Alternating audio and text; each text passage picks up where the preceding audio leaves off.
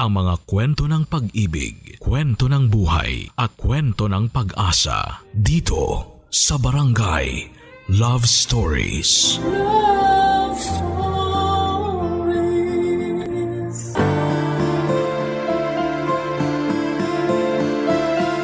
Tiwala raw ang sagot para mas tumibay ang relasyon. Ang pangit nga lang sa pakiramdam kung hirap kang ibigayon sa iyong kapareha. Ikaw, kabarangay, kaya mo bang magtiwala sa iyong karelasyon kahit na alam mong puno ka ng pagdududa? Dear Papa Dudut, magandang araw sa inyo at sa mga ka-forever at kahabang buhay. Ako nga pala si Vanessa, 35 years old, na pangasawa ko ang beshi waps kong si Marvin. Kaedad ko rin siya, 10 years old pa lamang kami nang maging matalik kaming magkaibigan. Kaya naman masasabi kong kilalang kilala na namin ang isa't isa. Tanggap ko nga rin po ang pagkabakla ni Marvin. Opo, isang binabae ang napangasawa ko pero hindi yon naging hadlang para mahalin ko siya. Hindi yon naging hadlang para makita kong magiging mabuti siyang asawa. Mabilis lamang ang mga pangyayari. Isang araw ay nagulat na lamang ako na inamin sa akin ni Marvin na gusto na niyang maging straight at mag-asawa ng babae. Isang araw ay nagulat na lamang ako nang sabihin niya sa akin na gusto na niya akong pakasalan. Wala pa kaming relasyon noon pero sinabi niyang maitatawid namin ang pagsasama namin dahil matibay ang pundasyon ng pagkakaibigan namin. Pumayag ako, lagpas 30 na ako noon. Gusto ko na rin namang mag-asawa. Hindi ko pinagsisihan na umuo ako kay Marvin. Kahit sabihin pang marami ang mga humusga sa tibay ng relasyon naming dalawa. Marami ang nag-iisip na panandalian lamang ang magiging relasyon namin dahil siguradong babaluktot daw muli si Marvin. At ako naman daw ay hindi makukontento sa pagsasama namin dahil alam ko raw na iba ang hanap ni Marvin sa isang asawa. Kibit balikat na lang kami sa mga sinasabi ng iba dahil gusto naman naming panindigan ang desisyon namin.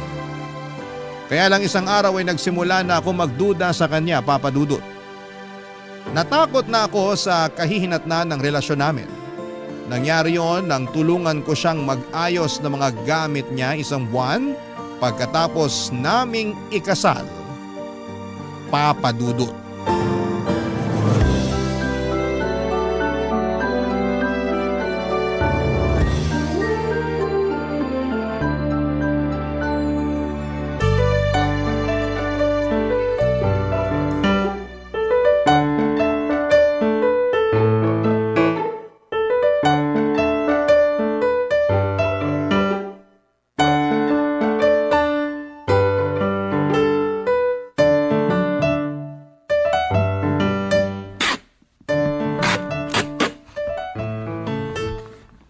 Sana pala, kaysa inuna nating mag-honeymoon, inasikaso na lang muna natin tong mga gamit mo. Natambakan tuloy tayo ng gagawin ngayon. Late din kasi pinadala ni Mama itong mga gamit ko. Mas inuna kasi nila ni Papa na mag-honeymoon. Competitive sila ha? Nakikisabay sa honeymoon? Bagong kasal lang yan? Tinetesting lang yung mga tuhod nila kung lumalaban pa. Isusumbong kita pag nakita-kita tayo next month. Ipapahamak ko talaga ang asawa mo. Kaya mo yun? Asawa? Oh, bakit? Naninibago lang. Naninibago pa rin. Isang buwan na tayong kasal ah. Sanay ako bilang beshiwap mo. Alam mo yan. Pwede pa rin naman tayo maging mag-beshiwap eh. Magandang araw na maging mag-best friend na mag-asawa. Pampatibay ng relasyon. Hindi ba tiwala ang nagpapatibay ng relasyon? Akala ko nga chismis ang pampatibay ng relasyon eh. Ay nako, tapusin na nga lang natin tong pag-ayos ng gamit mo para makapagpahinga na tayo. Mabuti pa nga para makapagkadal na mamaya. Sayang ang lamig ng panahon kung hindi mapapakinabangan. Char! Huwag ka na nga magsabi ng char. Baka may makarinig at sabihin na pumipitik na uli ang mga daliri mo. Ay wala akong pake. Char! Ewan ko sa'yo. Pag ikaw nahipa ng hangin pabalik sa dating kasarian mo, naku lang talaga. Abot mo na nga sa akin yung karton dyan sa tabi mo para masimulan ko ng iligpit laman yan. O heto, dahan-dahan ha. Mabigat to. Ano ba laman itong karton na to? Napakabigat. Hindi ko natanda. Check mo na lang. Ano nga ba laman ito? Make-up? Bestida? High heels? Yan pala laman yan box. Doon mo na lang ilagay sa dulong cabinet kasama ng mga ibang abubot ko. Bakit meron ka pa rin itong mga to? Bakit ko naman kasi tatapon yan?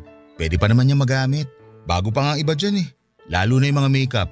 Balak mo pa rin bang gamitin tong mga to? Pwede mo namang gamitin. Halos magkasing tangkad at magkasing katawan naman tayo. Kasya sa'yo yung mga yan. Ang iksi ng mga bestida mo. Hindi ako nagsusuot ng ganito. Takot ka bang kabagin dahil sa sobrang iksi? Isuot mo na lang kapag summer. Pag magbabakasyon tayo sa probinsya namin. Ipamigay mo na lang. Hindi naman ako nagsusuot talaga ng ganito. Kung ayaw mo isuot, itago mo na nga lang yan doon sa dulong cabinet. At bakit kailangan pa nating itago hindi naman na magagamit? Sayang lang yung space sa cabinet para sa mga to. Ipamigay na lang talaga. Ayoko ipamigay kasi pinaghirapan kong bilhin yan. Branded kaya yung mga yan. Itago na lang para may remembrance ako kung ayaw mong gamitin. Remembrance? Gusto mo pa rin talagang maalala nakaraan mo? Parte na ng pagkatao ko nakaraan ko. Issue ba sa'yo ang kasarian ko noon? May problema ba? Wala naman. Sige, lalagay ko na lang to sa dulong cabinet. Baka magbagong isip ko at magamit ko rin balang araw tong maiiksing bestida. Pati yung mga makeup gamitin mo na bago mag-expire. Bagay sa'yo yung mga shade na yan lalo na yung rose pink blush on at taupe contour. Mas babae ka pa talaga sa akin. Pula at pink lang ang alam kong kulay sa makeup. Ikaw may nalalaman ka pang rose pink at taupe. Well, masyadong gifted sa kulay at kakikayan tong mister mo eh. Char.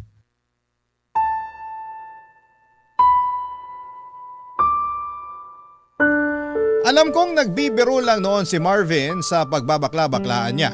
Pero medyo kumabog ng kaunti ang dibdib ko dahil mansyado pa rin ang pagiging bakla niya para sa akin. Recent lang kasi siya nagbagong buhay, Papa Dudut. Siguro doon pa lang ako noon nilamon ng mga sabi-sabi na mga kakilala namin na isang araw ay muling magbabalik loob si Marvin sa pagiging binabae. Para mawala ang pag-overthink ko ay nag-focus na lamang akong muli sa pag-aayos ng gamit ni Marvin, Papa Dudut. Marami pa ako nakita roon ng mga gamit niyang pangbabae. Hindi na lang ako umiimik at nilagay na lamang lahat sa dulong cabinet. Umaasa ako na hindi na yon magagamit pa ni Marvin. Umaasa ako na isang araw ay siya na ang magdidesisyon na ipamigay na lamang ang mga yon kesa gawing remembrance sa naging buhay niya noon. Natatandaan ko pa na kasama ako noon lagi ni Marvin na bumili ng mga damit na pangrampa niya. Ako lagi ang tumutulong sa pagbibitbit ng mga pinag-shopping niya para sa pageant na sinasalihan niya noon. Pati nga yung mga damit na isusuot niya para sa mga date niya. Ako rin, Papa Dudut, ang kasama niya sa pagbili noon. Nakakatawa lang na isipin na asawa ko na ang beshi waps kong bakla na mas babae pa kung umasta noon sa akin. Minsan nakakaduda talaga kung totoong gusto na niyang maging straight o nape-pressure lamang siya ng iba para yakapin ang una at totoong kasarian niya. Lalo na kapag may kasama siyang ibang lalaki. Lalo na yung alam kong tipo niyang lalaki. Lumakas ang kaba ko lalo na noong pinakilala niya sa akin ang bago niyang katrabaho na si Deo. Kaedad lang din namin at gwapo pa. Dinala niya sa bahay namin isang gabi para makikain sa amin ng hapunan, Papa Dudut.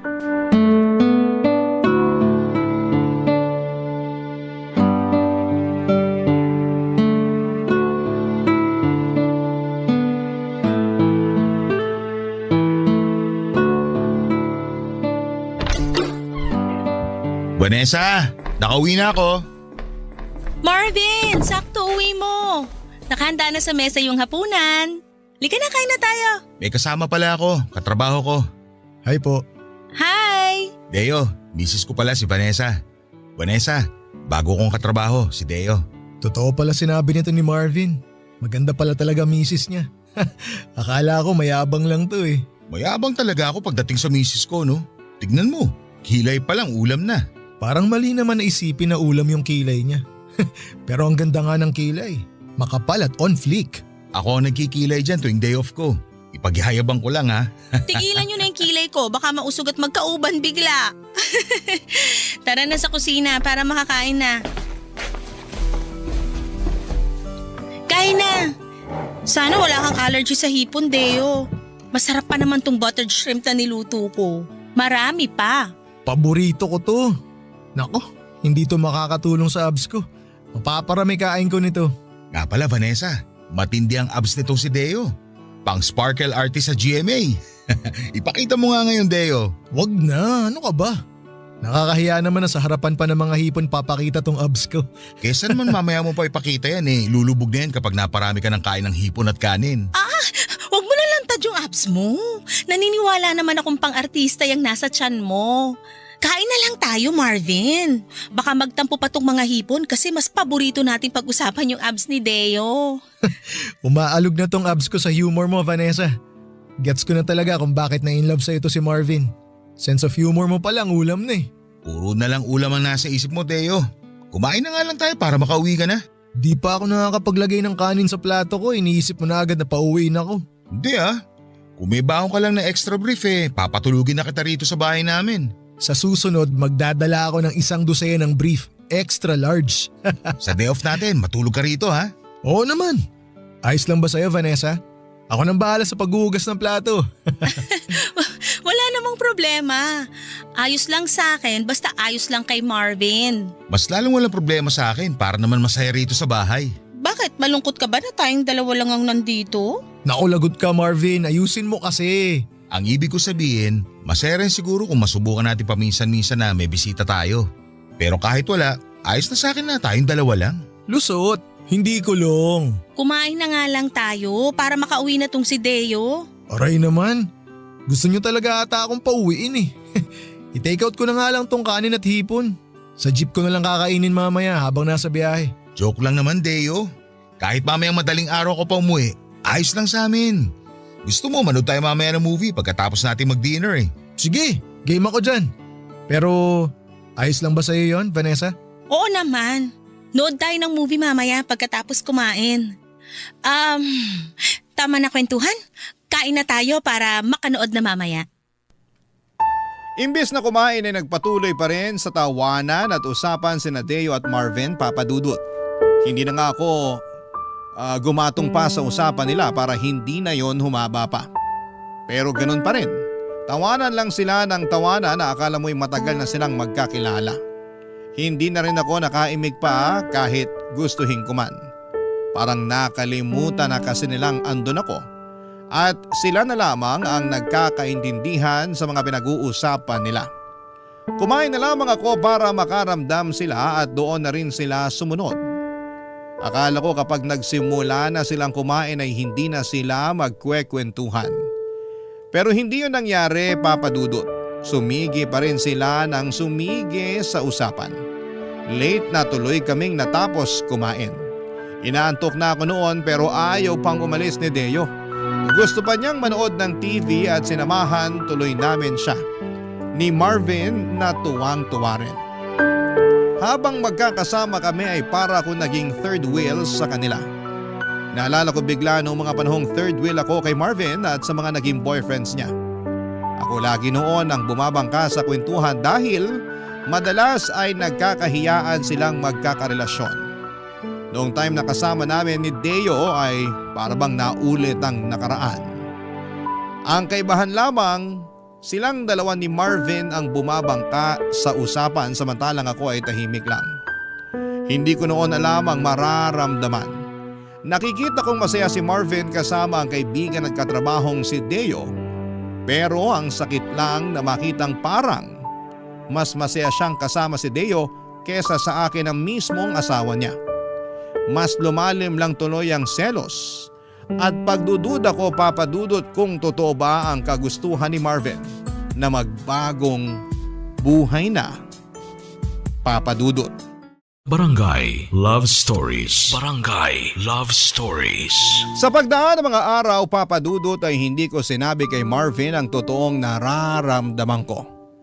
Takot akong magising ang pagkabakla niya oras na maparami ang oras na kasama niya si Deo.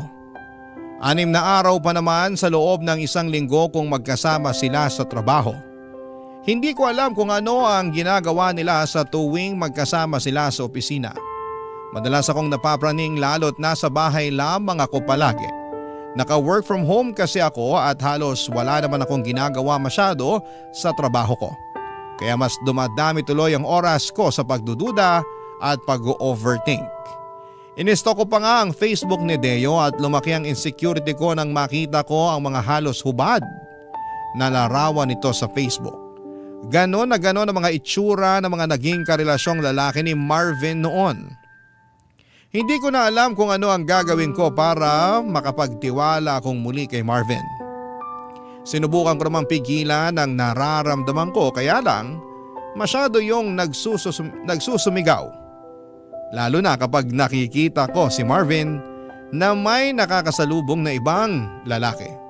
Bukod kasi kay Deo ay madalas na rin akong magselos sa mga lalaking nakakasalamuha ni Marvin. Pati na yung mga nasasalubong namin ay biktima na rin ng pagdududa ko.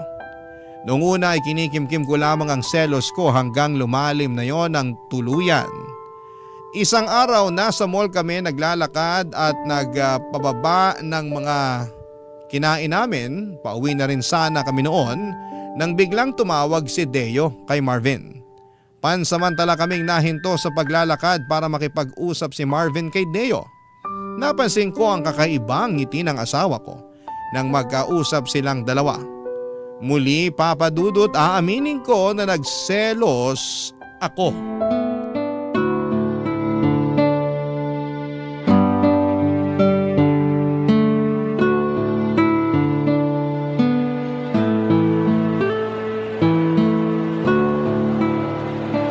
Ang hirap namang matunaw nung kinain nating kaldereta. Sinabi mo pa, lumalaban pa rin yung karne ng baka sa tiyan ko. Baka bukas ko na ito maburot mailabas. Ang hirap talaga pag nagkakaedad. Hirap nang matunawan. Hoy, bata pa tayo no? 35 pa lang tayo.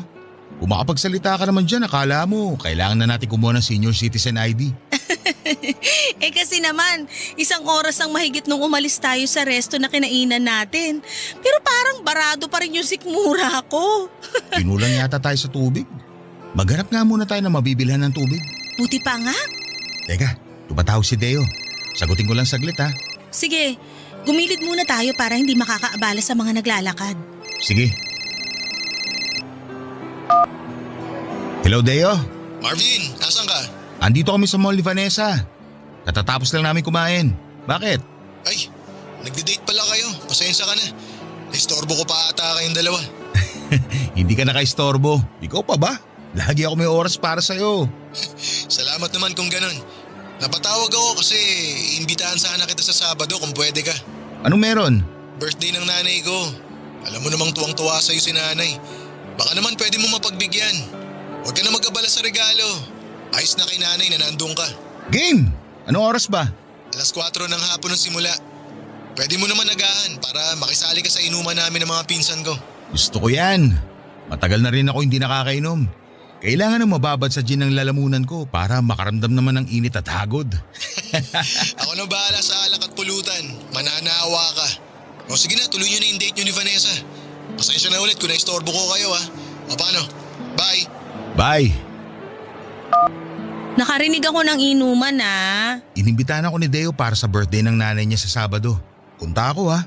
Hindi ako magpapagabi, promise. Nakilala mo na pala yung nanay ni Deo? Oo. Dumidiretso kasi kami madalas ni Deo sa bahay nila pagkatapos ng trabaho. Kaya pala lagi kang late kung umuwi. Dumadaan ka pa kina Deo. Hindi naman palagi. Sa tuwing naghahanda lang ng merienda ang nanay niya. Kaya ngayon, super close na kayo ng nanay niya. Oo. Kaya naimbitahan na tuloy ako sa birthday niya sa Sabado. Akala ko ba manonood tayo ng sine sa Sabado? Pwede namang manood na tayo ngayon. Parehas lang naman yung palabas ngayon at sa Sabado. Pagbibigyan ko lang yung nanay ni Deo. Ang bait kasi nun eh. Nakakayang tumanggi at baka magtampo. Alam mo naman ang mga matatanda.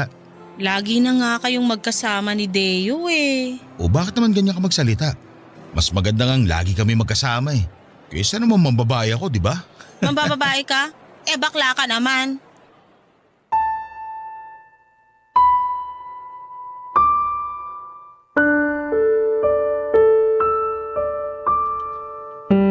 Papa Dudut, hindi ko maiwasang masabi yon kay Marvin dahil sa inis at selos ko. Nawala ang ngiti ni Marvin at napatitig na lamang siya sa akin.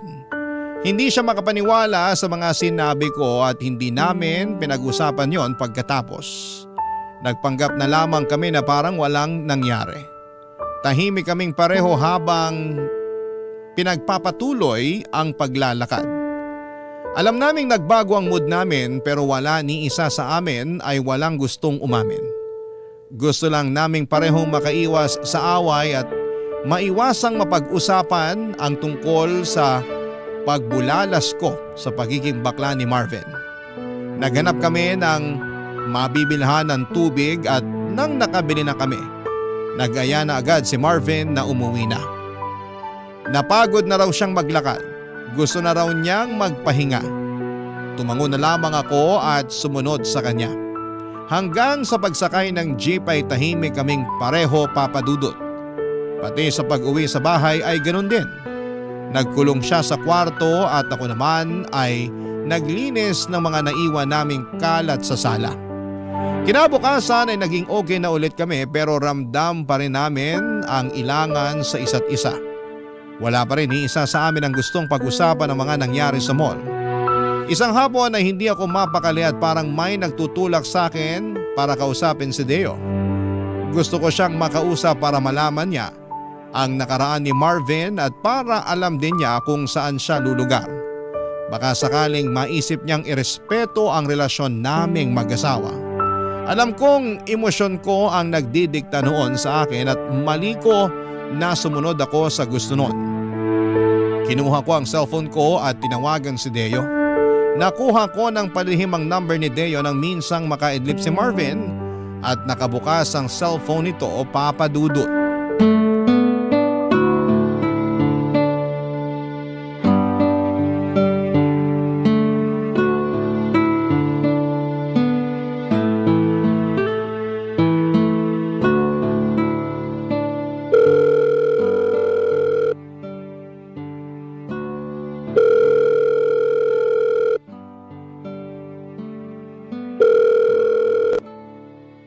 Hello?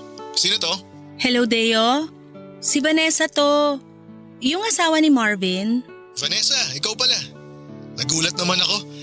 Hinahanap mo ba si Marvin? Katabi mo ba siya ngayon? Nasa 4th floor siya ngayon eh. Kausap boss namin. May ibibilin ka ba sa kanya? Wala naman. Kung pwede nga sana wag mo nang sabihin na tumawag ako sa'yo. Ha? Bakit? May problema ba? Meron May tampuhan ba kayo ni Marvin? Gusto mo kausapin ko siya para magkaayos kayo? Wala naman. May iba akong problema. Tungkol saan ba yung problema? May tutulong ba ako? Tungkol sa'yo. At oo, makakatulong ka sa akin. Tungkol sa akin? Teka, may nagawa ba ako sa'yo? Alam mo bang dating bakla si Marvin? Hindi niya nakwento pero ramdam ko naman.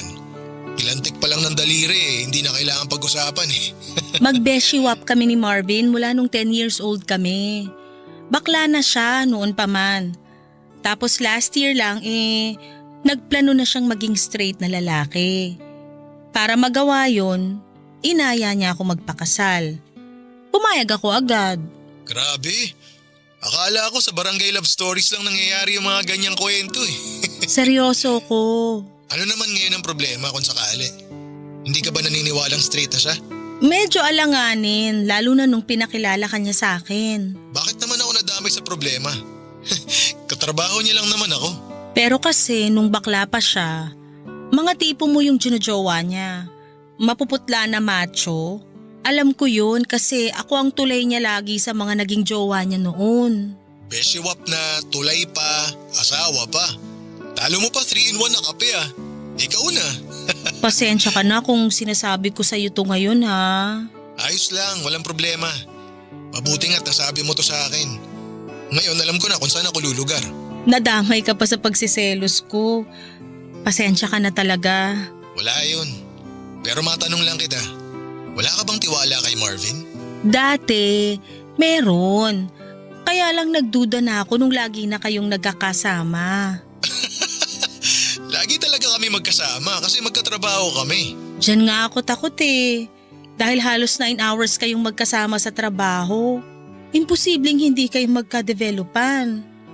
Pagdating sa parting yan, malabo yan. Paanong malabo? Lagi kang binibida ni Marvin. Panay ang papuri niya sa kagwapuhan mo. Lalo na sa abs mo. Kahit sinong misis magdududa kung bukang bibig lagi ng mister yung katrabaho niya. Ako na nagsasabi sa'yo, kahit pa 15 hours kami magkasama ni Marvin sa trabaho, malabo magkagustuhan kaming dalawa. Bakit naman? Kasi may boyfriend na ako. 2 years na kami mahigit at masaya kami sa relasyon namin. Walang dahilan para magloko. Bakla ka rin? Hindi ba halata? Hindi lang pumipilantik mga daliri ko pero kulay pink ang pagkatao ko. Akala ko straight ka. Hayaan mo, sa susunod ipapakilala ko sa'yo boyfriend ko. Naipakilala ko na siya kay Marvin noon. Nakakasama nga namin madalas kapag nagmimerienda kami sa bahay. Alam mo magandang idea din kung tatry mong sumama sa amin minsan ni Marvin para mawala yung pagdududa mo sa asawa mo. Ang akala ni Deo ay mawawala noon ang pagdududa ko kapag nalaman kong may boyfriend na siya. Pero kabaligtaran ang mga nangyari. Mas lalo akong nakaramdam ng selos at mas lalo akong kinabahan. Kung bakla rin pala si Deo ay mas malaki ang chance na magka-developan sila ni Marvin. Kahit sabihin pang may boyfriend na si Deo, pero dahil uso ang cheating ngayon ay hindi ako pwedeng maging kampante.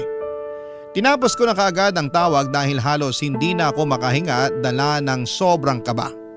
Pagkatapos noon ay sinubukan ko na lang na mag-focus sa trabaho ko pero hindi yun nangyari. Ang utak ko ay nakalipad sa future. Iniisip kong balang araw ba ay makakayanan kong tanggapin pag nagka-developan na sina Marvin at Deo. Parang nanikip ang dibdib ko sa iniisip ko. Mahal ko na si Marvin at wala akong ibang gustong mangyari kundi ang maalagaan ang pagsasama naming mag-asawa. Kinagabihan ay umuwi si Marvin na kasimangot ito at halatang galit. May kutob akong sa akin siya galit at tama naman ako. Alam pala niyang tinawagan ko si Deo. Hindi raw napansin ni Deo na nakabalik na si Marvin mula sa 4th floor at nasa likuran lang siya nito habang magkausap kaming dalawa sa cellphone. Narinig ni Marvin ang pag-a-assure sa akin ni Deo na walang pwedeng mangyari sa kanilang dalawa dahil may boyfriend ito. Guilty ako noon at panay ang sorry ko pero inis na inis pa rin si Marvin sa akin. Sa sala siya natulog at iniwasan niya ako hanggang kinabukasan. Nahiya ako sa ginawa ko at hindi ko alam kung papaano makakabawi sa asawa ko sa ginawa ko sa kanya. Papadudot nagsisisi ako kung bakit hinayaan kong magpadaig sa emosyon ko. Nagkaroon na tuloy ako ng lamat. Ang pagsasama namin ng asawa kong si Marvin, papadudot. Barangay Love Stories. Barangay Love Stories. Nagkaayos din naman kami ni Marvin pero hindi na kami katulad ng dati, papadudot. Nagbago na siya sa akin at alam kong dala yon ng kawalan ko ng tiwala sa kanya. Kilala ko si Marvin, ang pinakaayaw niya sa lahat ay ang mga taong pinagdududahan siya sa kahit na anong paraan at kadahilanan. Hindi ko man lang pinag-isipan ang ginawa ko. Alam kong nasaktan ko siya at hindi ko alam kung paano pa makakabawi. Mabilis pa namang mawala ng gana si Marvin kapag may nagawa kang hindi maganda sa kanya.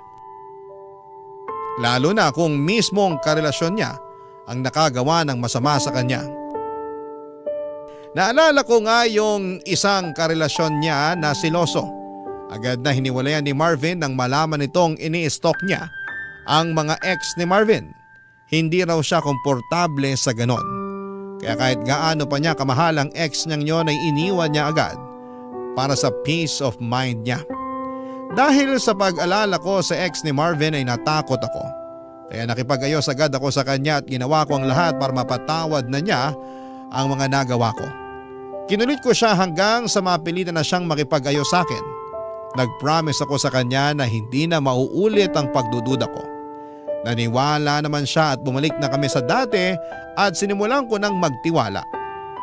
Kahit medyo aminado ako na medyo nakakaramdam pa rin ako ng selos kay Deo, ay sinikap kong huwag yung ipahalata kay Marvin kapag magkasama kami.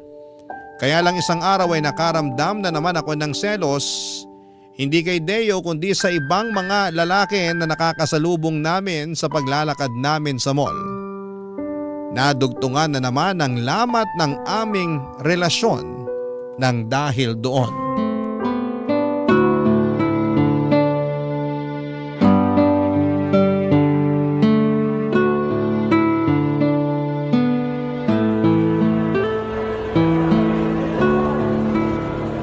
Pwede ba tayong dumaan sa second floor?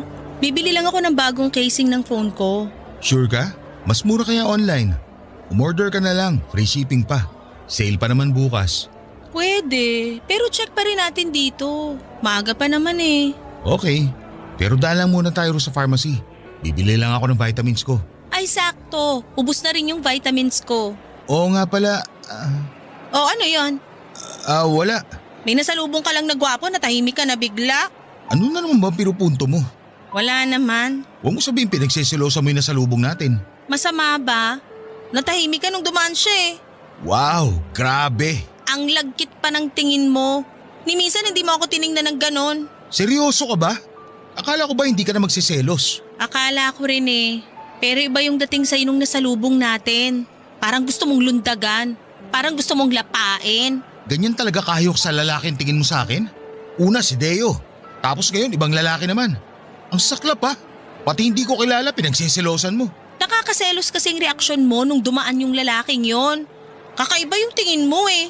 Masama na ba tumingin sa ibang tao ngayon? Anong gusto mo?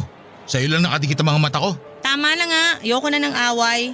Ayaw mo ng away, pero ikaw naman to nagsimula. Kaya nga tinatapos ko na, di ba? Ano bang dapat kong gawin para matigil ka na sa pagsiselos mo? Wala. Tama na, ayoko ng pag-usapan. Pag-usapan natin to para matapos na. Pag pinag-usapan natin to, baka relasyon na natin yung matapos. Matatapos talaga tong relasyon natin kung panay duda ka. Hindi kita pinagdudahan kanina. Nagselos at nagtaka lang ako. Ganon din yun. Hindi ka magsiselos kung hindi ka nagdududa. Umuwi na nga lang tayo. Wala na ako sa mood. Ikaw pa tong nawala sa mood ha. Eh di sorry na. Sorry kung pinagsilosan ko yung nasalubong natin. Huwag ka mag-alala. Last na yon. Duda ako. Pag nasimula mo na magselos, tuloy-tuloy ka na. Ganyan ka sa ex mo dati. Halos sakali mo na sa kakaselos mo. Alam mo naman palang selosa ako dati pa. Pero bakit pinakasalan mo pa ako? Kasi akala ko, bilang ilang dekada na tayo magkaibigan, buo na ang tiwala mo sa akin. Hindi ka pa ba tapos dumakdak? Ikaw, hindi ka pa tapos magselos? Hindi ba ako pwedeng manalo sa usapan na to? Bakit ko hayaang manalo yung pagsiselos mo? May karapatan ako magselos dahil asawa kita. Dahil mahal kita. Kahit asawa kita, wala ang karapatang pagdudahan ako. Lalo ng kasarian ko. Hindi ako nagdududa sa kasarian mo. Sinungaling, kung hindi ka duda sa kasarian ko, bakit halos ikamatay mo yung kakaselos sa lalaki na kasalubong natin? Hindi ako nakasagot sa sinabi ni Marvin, Papa Dudut. Nahiya ako bigla dahil alam kong tama siya. Talaga namang nagdududa pa rin ako sa kasarian niya pero hindi ko magawang aminin yon sa harapan niya. Nang hindi na ako sumagot ay naglakad na ng mabilis si Marvin para makalabas na ng mall. Humabol naman ako pero hindi kami nag-usap. Sabay pa rin kaming sumakay ng taxi pa uwi at hindi pa rin kami nag-iimikan sa loob ng taxi hanggang sa makauwi kami ng bahay. Hindi na ako muling kinausapan ni Marvin kahit ilang beses na ako nag-attempt na pag-usapan namin ang mga nangyari. Alam kong napagod na siya sa ginagawa ko at kahit ako ay pagod na rin namang magduda. Kaya lang ay hindi ko pa ma-practice na magtiwala ng buo sa kanya. Hindi ko maipaliwanag sa kanya kung bakit ganon akong magduda. Ayokong galitin pa siya lalo kaya naman ako na rin mismo ang dumistansya. Sa mga sumunod na araw ay hindi na kami tuluyang naayos. Lagi na lang late kung umuwi si Marvin at hindi na kami nakakapag-usap tulad ng dati. Nanlamig na siya ng tuluyan sa akin, mas lalo tuloy akong napraning dahil sa mga inaakto niya. Dahil sa pagdistansya niya sa akin ay naisip kong mas lalo lang lalaki ang chance na mapalapit siya kay Deo o sa ibang lalaki na makakasalamuha niya. Baka nga, para makaganti sa akin ay manlalaki na siya para lang patunayan ang mga pagdududa ko sa kanya. Natakot ako lalo sa mga iniisip ko, Papa Dudut. Kaya bago pa umabot sa puntong yon ay kinausap ko na siya. Nahirapan akong harapin siya noong una dahil nga sa panayang iwas niya. Pero napilitan din siya na makipag-usap sa akin nang ma-realize nito marahil na hindi na namin pwedeng iwasan ang isyo na namamagitan sa aming dalawa. Nagkausap na ulit kami at sinikap na ayusin kung ano man ang naging gusot noong nakaraan, Papa Dudut.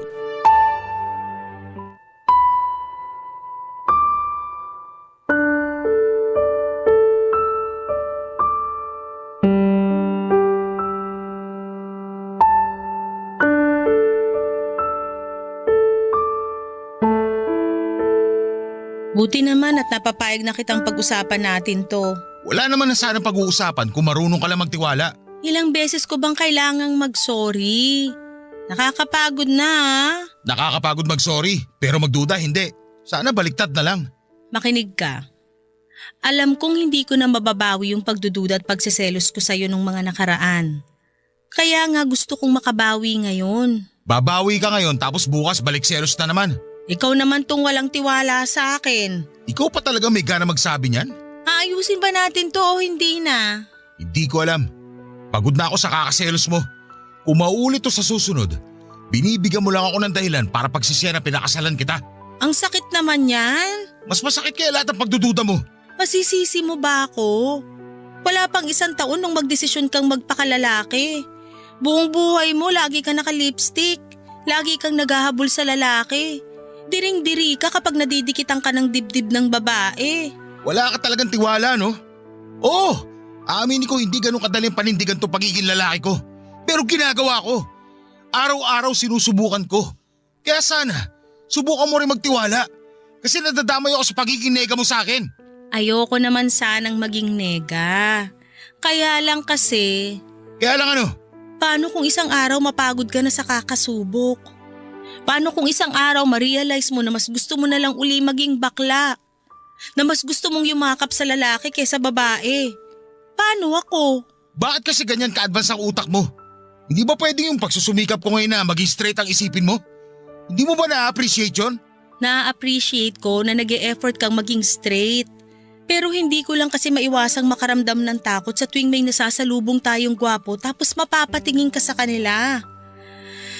Ay, ni sa hinagap, hindi ko naisip na lalaki ang pagseselosan ko. Vanessa, ikaw na itong pinili ko. Ikaw na itong pinakasalan ko. Marami naman dyan na pinili nga sa una. Pero sa huli, iniwan pa rin. Kaya hirap ka magtiwala kasi nakafocus ka sa mga mali ng iba. Hindi tayo yun. Iba tayo. Mahal kita at mahal mo ko. Hindi ba pwedeng yun na lang atupagin natin ngayon? Kesa lagi tayo mag-aaway dahil sa walang kwentang pagdududa mo. Paano bang gagawin ko? Nahihirapan na rin ako eh. Gustuhin ko man na di magselos, pero ramdam ko pa rin eh. Lalo tuwing wala ka rito sa bahay at kasama mo si Deo. Si Deo na naman? Ilang beses ko bang sasabihin sa'yo na magkaibigan lang kami? May karelasyon yun. Nakakahiya na pati siya idadamay mo sa pagsiselos mo. Kasi naman, panay-puri ka sa itsura niya. Lagi mong binabalita sa akin kapag pumapasok siya sa opisina niyo na mala artista yung datingan. Dahil lang doon kaya ka nagdududa? Mas matakot kapag naglilihim na ako tungkol kay Deo. Pati na rin sa ibang mga lalaki nakakasalamuha ko. Ibig sabihin lang nun, may mali siya na sa akin. Ayan, kinabahan na naman ako lalo. Bakit kailangan mong sabihin yan? Ay, eto. Naalala mo nung grade 6 tayo? Wala teacher natin nun tapos naglaro tayo ng truth or consequence. Naalala mo yung sinabi ko nun? Hindi ko na naaalala. O sige, para bumalik lang sa alaala mo. Nung tumuro sa akin ng bote at truth ang pinili ko, tinanong ako ng kaklase natin si Tracy kung may crush daw ba ako sa'yo. Ay oo, naalala ko na. Sumagot ka ng oo. Tapos nung tumuro uli sa'yo yung bote at consequence naman ang napili mo. Siguro naman natatandaan mo.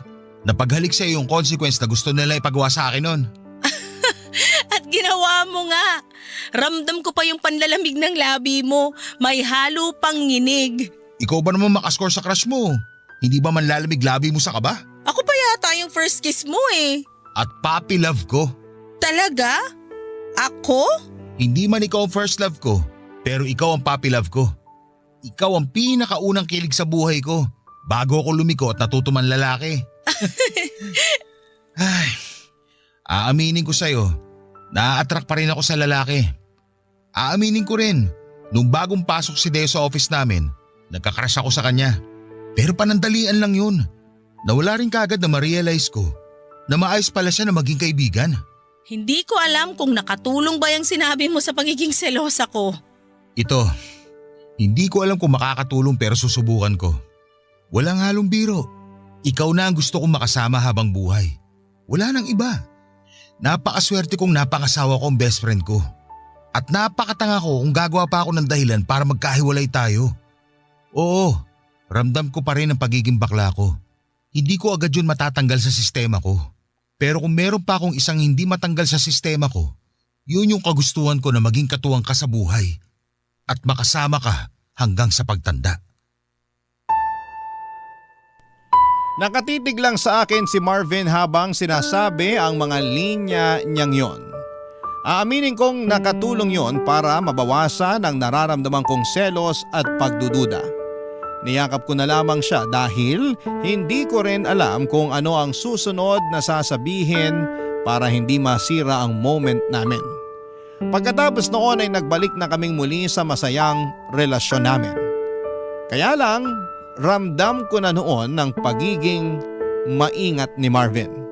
Ramdam ko rin na napapraning na siya sa tuwing lumalabas kami at nakakasalubong kami ng gwapong lalaki.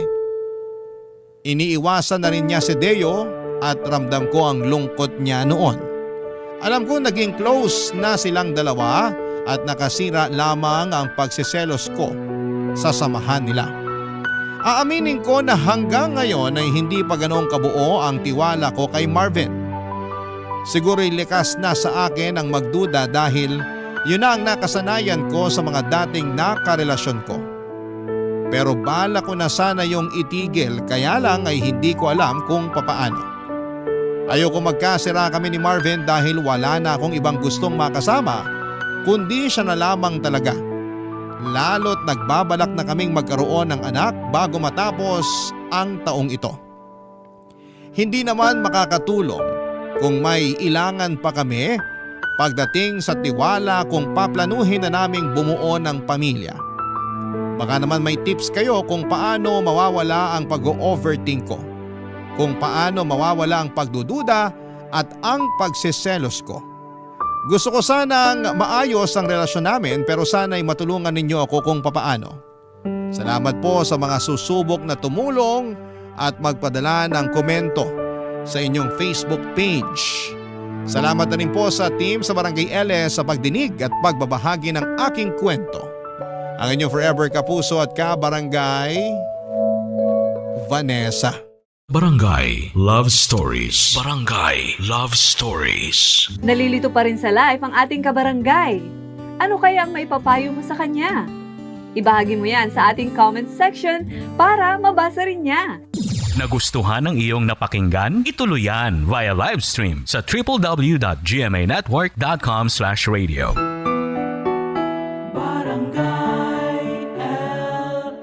In Mega Manila, 97.1.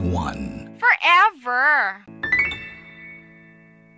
Ang mga kwento ng pag-ibig, kwento ng buhay at kwento ng pag-asa dito sa Barangay Love Stories. Love Stories.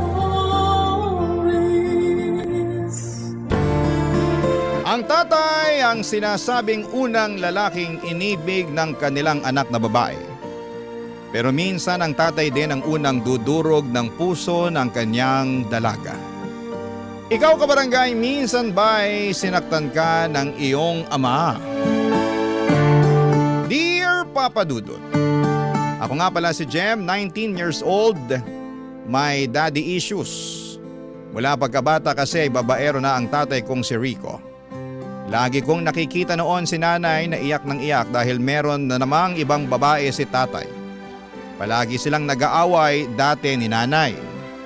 Hinahayaan nilang makita ko yon at siguro'y dahil bata pa lamang ako ay aware na ako sa pagiging toxic ni tatay. Kaya nadala ko sa pagdadalaga ang galit ko sa kanya, Papa Dudut. At dahil sa daddy issues ko kaya siguro ako nakatagpo ng best friend na may katulad ko ring problema. Si Bianca, kaedad ko lang din siya. Kaklase ko at siya ang nasasabihan ko sa mga galit ko sa tatay ko. Siyempre, kinakampihan niya ako dahil naiintindihan niya ang pinagdaraanan ko. Dahil ganun din naman siya sa tatay niya. Pero ang alam ko ay mas malala ang tatay ni Bianca kesa sa tatay ko, Papa Dudut.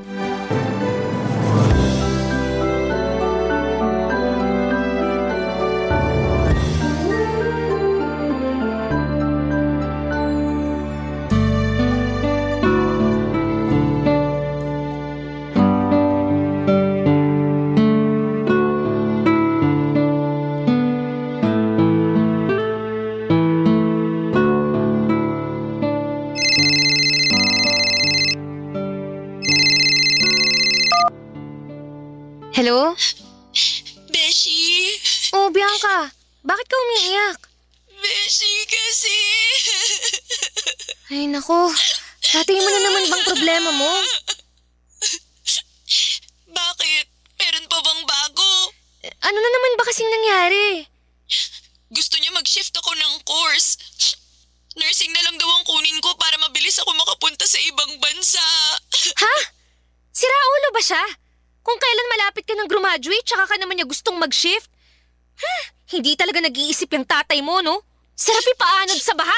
Sinabi ko naman sa kanya yan.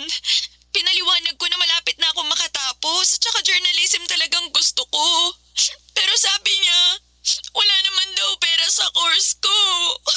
Sana, sinabi mo na yan ng passion mo. Hindi naman daw ako mapapakain ng passion ko. Ano bang klaseng tatay siya? Pangarap ng anak hindi masuportahan? Paano na yan? Susundin mo siya. Tumanggi ako. Pero alam mo naman si tatay. Kailangan, lagi siyang panalo. Kaya ikaw na naman tong nagpatalo. Ano bang gusto mong gawin ko? Labanan ko pa siya. Oo! Palagi ka na lang nagre-reklamo sa mga ginagawa sa'yo ng tatay mo eh. Paano ako makakalaban kung binubugbog na niya ako? Pinugbog ka na naman? Dahil lasing ulit? Drugs ulit? Binugbog lang niya ako dahil galit siya. Walang kahit na anong alak o droga. Galit lang siya dahil kinukontra ko siya. Alam mo ang tatay mo talaga kahit kailan eh, no? Ano nang plano mo? Susundin mo siya. Gusto kong takasan siya. Go! Suportahan kita dyan. Lumayas ka na sa bahay nyo. Mula nung namatay ang nanay mo, wala nang ginawang tama yung tatay mo eh. May konti pa naman akong ipon. Hihinto muna siguro ako ngayong sem para mag-work tapos… Ay hindi ka hihinto, Beshi. Sayang oh. Malapit ka nang matapos eh. Ituloy mo pa rin. Patunayan mo sa tatay mo na kaya mo kahit hindi ka niya sustentuhan. Gusto ko naman yung plano mo. Pero kung magpapakatotoo ako, hindi ko kaya, Beshi. Maghahanap ako ng uupahan ko. Siyempre, babayaran ko yun. Iba pa yung gastos sa pagkain ko. Magbabayad pa ako ng tuition. Beshi, paano kung sa bahay ka muna tumira? Mahal ka naman ni nanay eh. Parang anak na ang turing niya sa'yo. Nakakahiya, Beshi. Baka naman maging pabigat pa ako. Sabi mo nga, halos gipitin na rin kayo ng tatay mo sa sustento. Tapos dadagdag pa ako. Ano ka ba? Magaling mag-budget si nanay. Tsaka tumulong-tulong ka na lang sa mga gawaing bahay para bayad ka na. Tapos kung makahanap ka ng sideline, di yun. Mag-abot ka kay nanay kung may pasobra ka. Pero walang pressure. Maiintindihan ka ni nanay. Bala ko naman talagang maghanap ng trabaho eh. Isasabay ko na lang yun sa pag-aaral ko. Mag-aambag ako, syempre. Basta, Beshi, papayag ang nanay mo ha. Tsaka dapat, hindi magalit ang tatay mo sa akin. Baka isipin niya, dagdag pa akong palamunin. Hindi yan. Akong bahala. Mag-impake ka na ha. Uuwi ka na sa amin, Beshi. Punching bag si Bianca ng tatay niya, Papa Dudut. Alam namin yon ni nanay kaya kampante lang din ako na i-offer ang bahay namin sa kanya kasi alam kong gusto rin siyang tulungan ni nanay. Halos maiyak nga ako noon at si nanay noong makitang bugbog sarado si Bianca noong dumalaw sa amin. At minsan pa ay pinilit siya ng tatay niya na sabayan siyang mag-drugs. Tinulungan namin siya ni nanay para ipabarangay ang tatay niya. Ipapahuli na rin sana sa pulis ang tatay niya kaya lang ay naawa si Bianca. Hindi rin niya matiis ang tatay niya. Minsan nga noong nakatambay si Bianca sa tindahan malapit sa bahay nila ay bigla siyang kinaladkad ng tatay niya. Akala noong tatay niya ay inaabangan ni Bianca ang boyfriend niya. Wala namang boyfriend si Bianca. Tumambay lang siya roon dahil ayaw niyang makaharap ang tatay niya sa bahay. Kasama kasi ng tatay niya noon ang mga kaibigan niya. Ang mga kaibigan ng tatay niya ay madalas malaswang tingin kay Bianca. Wala namang pakialam ang tatay niya kahit pinagnanasaan ng mga kaibigan niya si Bianca. Ganon kademonyo ang tatay niya, Papa Dudut.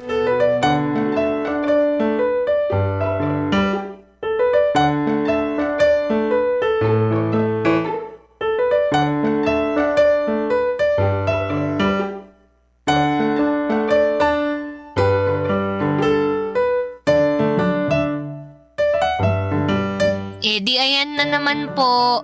Nagdrama na nga siya. Jem! May lang naman yun, Bianca. Ito naman. Katakot kayo Ngayon pa lang, nagkakampihan na kayo ni nanay. Palibhasa, hindi mo ako makampihan kapag nagtatalo kami ng tatay mo. Lo, si nanay. Sa'yo kaya ako kampi, syempre. Kaya lang nakakapagod na kasi yung away niyo ni tatay. Gusto ko lang i-prioritize yung mental health ko. Kaya ayaw akong nakikisawsaw sa mga away niyo. Bakit po ba kayo nag-aaway ni Tito Rico? Di dahil sa pambababae niya. Linggo-linggo na lang. Iba't ibang babae ang nahuhuli kong kausap niya. At hindi lang kausap, Bianca Ka-eme na rin. Sinundan nga ni nanay sa motel si tatay dati. Nakipagsabunutan pa sa kabit ni tatay. Ang walang kwenta nitong tatay. Aba, yung kabit pa ang kinampihan. Ayun, tinulak ako sa kanal. Ang kapal na mukha nila. Tita, bakit hindi niyo na lang po hiwalayan? Niloloko na po pala kayo ng paulit-ulit Paano ba? Pinaramdam na sa amin ni tatay na hindi kami mabubuhay kapag umalis kami sa poder niya. Tama naman siya. Siya ang bumubuhay sa amin. Di tiis na lang talaga.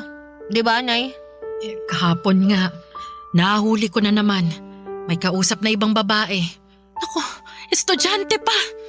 Ang galing talaga mambola ng tatay mo, Jem. Alam ko yung estudyante na yan, Nay. Last month pa nakaka-date ni tatay yan Last month pa? Pero wala kang sinabi sa akin. Nakakasawa na kasing i-report sa inyo. Wala rin namang nangyayari. Kahit pagsabihan o bungangaan nyo si tatay, hindi pa rin siya magbabago. Babaero pa rin siya hanggang next life niya. Grabe naman po pala si Tito Rico, no? Sweetheart! Jem! Andito kami sa sala. May tinake-out akong liempo. Eto, kainin nyo na. Tiran nyo lang ba yan ng kabit mong estudyante? Saan naman galing yan? Sweetheart naman, walang papantay sa'yo kahit sino pang bata ang hirap sa akin. Halika nga rito, pakis nga kahit dalawa lang. Ano ba? Tigilan mo nga ako, Rico, hindi ako tanga. Alam kong nambababae ka na naman. Kailan ka ba magbabago, ha? Kapag nakita mo na ako sa loob ng kabaong? Huwag ka namang ganyan magsalita, sweetheart. Hindi ko kakayanin kapag nawala ka. Ikaw ang buhay ko Sinungaling! Palagi mo na lang ako sinasaktan. Huwag kang maniwala sa mga chismis. Gusto lang nilang sirain ang relasyon natin. Inggit lang sila dahil meron kang asawang mukhang 30 pa lang. Pogi at matikas, diba? Ay nako, hindi mo na ako madadaan sa ganyan. Hindi mo na ako mabobola. Hindi kita binubola, sweetheart. Isumpa ko pa yan sa harap ng anak natin at itong si... Bianca po, Tito. Beshi po ako ni Jem. Itong si Bianca. Napakaganda naman ng kaibigan ng anak ko. Jem, mag-ayos-ayos ka nga rin naman para hindi nakakahiya pag tumabi ka rito sa kaibigan mo. Hala, si Tito Rico naman.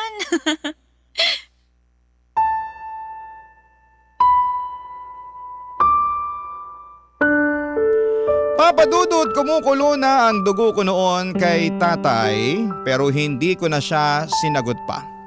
Hindi ko na rin siya kasi kinakausap ng mga panahong yon.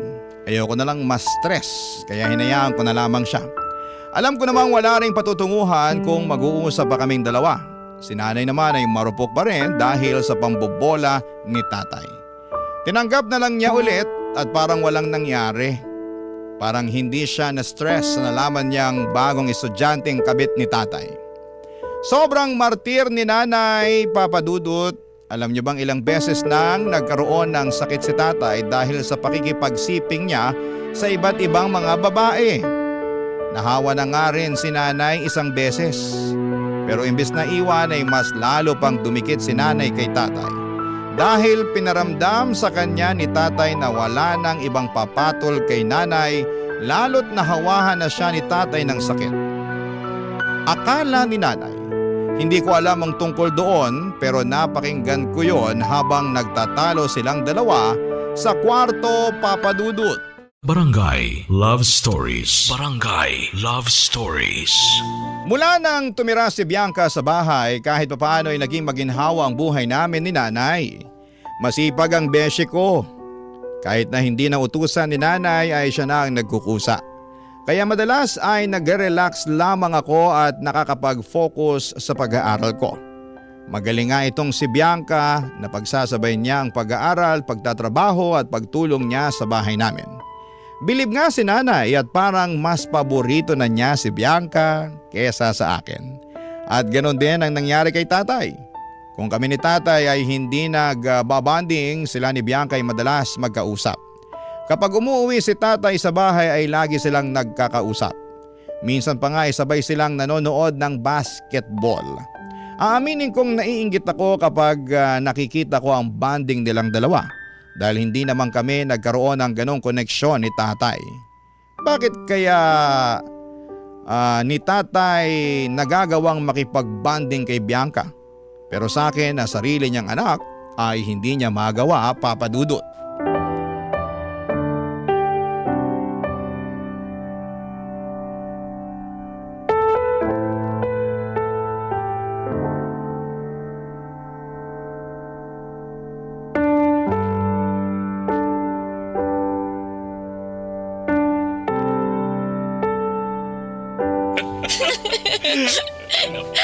Asan na ba si Bianca? Umalis pa siya ng bahay? Tama na nga po, Tito. Sumasakit yung tiyan ko kakatawa sa jokes niyo eh. Ayun lang pala siya. Ay, maganda naman kasi ang tawa mo. Kaya sige, sumigi ka pa nakalakak. Bianca! Beshi! Ay, uy, Beshi! Kanina pa ako chat ng chat sa'yo eh. Hindi ka nagre-reply. Ay, hala, hindi ko kasi chinecheck yung phone ko eh. Ito kasing si Tito Rico, puro kwento. I-check mo na kaya ngayon. Dalian mo. Ba't di mo na lang sabihin ngayon kay Bianca kung anong kailangan mo? Kung makapagdiman ka naman sa beshi mo, nak. Huwag ganun. Hindi kita pinalaking ganyan ha. Nakakayari ito kay Bianca oh. Hindi ka kasali sa usapan namin. Eh bakit naman ganyan ka makipag-usap sa akin? Data ka pa ba kayo kung bakit? Mabuti pa tong si Bianca. Kaya akong respetuhin. Ngayon lang yan. Hindi ka pa kasi masyadong kilala. Pusta ano? After a month, makikita na niya kung ano man ang nakikita ko sa'yo. Beshi, okay naman si Tito Rico. Masyado mo lang yata siyang ginajudge. Wow! So si tatay na ba ang bagong beshi mo? At kayo na tong nagkakampihang dalawa, ha? Uy, Beshi, hindi naman sa ganun. Eh, kaya lang... Samantalang dati, lagi mo akong kinakampihan kapag nagsusumbong ako sa'yo tungkol sa kanya. Oh, ako pala tong sinisiraan mo sa kaibigan mo eh. Bakit ka naman ganyan, anak? Sarili mong tatay sinisiraan mo sa ibang tao. At ako ba tong masama ngayon? Maliban na sabihin ko sa kaibigan ko ang totoo? Huwag nga kayong manipulative, tay. Kilala niyo ang sarili niyo. Uy, Jem, Beshi, Oo, tama na. kilala ko sarili ko. Alam kong mabuti akong ama. Hindi ako perpekto. Pero ginutom ko ba kayo ng nanay mo? Pinabayaan ko ba kayo? Obligasyon niyong buhayin kami ni nanay. At saka kung makapagsalita naman kayo, akala niyo consistent kayong magbigay ng pera kay nanay. Eh kung hindi pa nga siya magmakaawa sa inyo, hindi pa kayo mag-aabot eh. Eh sa hindi naman palagi malakas ang kita ko eh. Matuto ka naman magpasalamat. Mabuti ka't hindi ako kagaya ng ibang ama riyan na tinalikuran ng mga anak nila eh. Parang itong si Bianca. Pinabayaan na lang ng tatay. Di ako gagaya ron. Maayos ako. Di ako nangiiwan ng pamilya. Hindi nang iiwan, pero nang bababae naman. Beshi, huwag ka namang Kakampihan mo talaga si tatay, ha? Eh bakit hindi? Wala naman akong ginagawang masama. Ikaw lang tong gumagawa ng problema at ikagagalit mo, Jem. Nananahimik ako rito eh.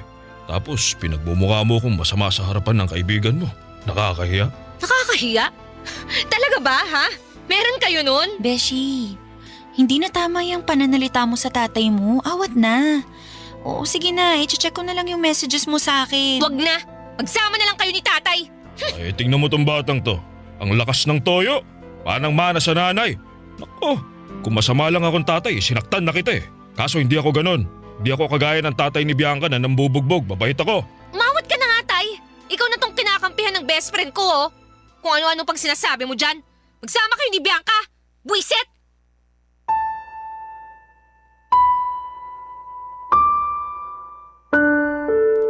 Gigil na gigil ako sa pagiging manipulative ni tatay.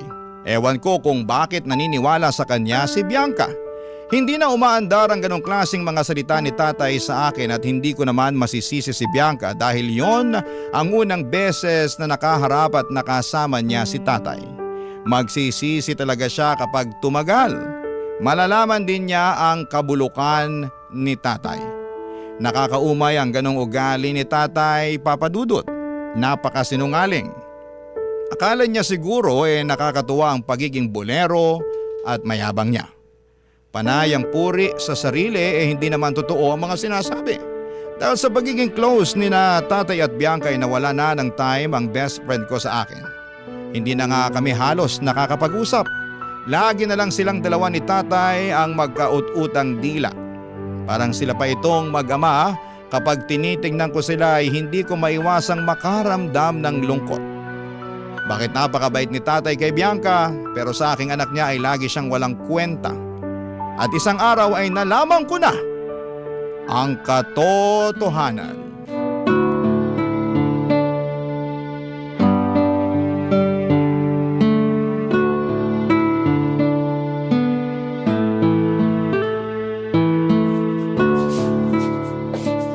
Si Jem tsaka si tatay. Bakit palagi silang nawawala? Hanapin ko nga. Baka kung ano lang ginagawa ng mga yun. Teka. Ano yun? Anong ingay yun? Puntahan ko nga.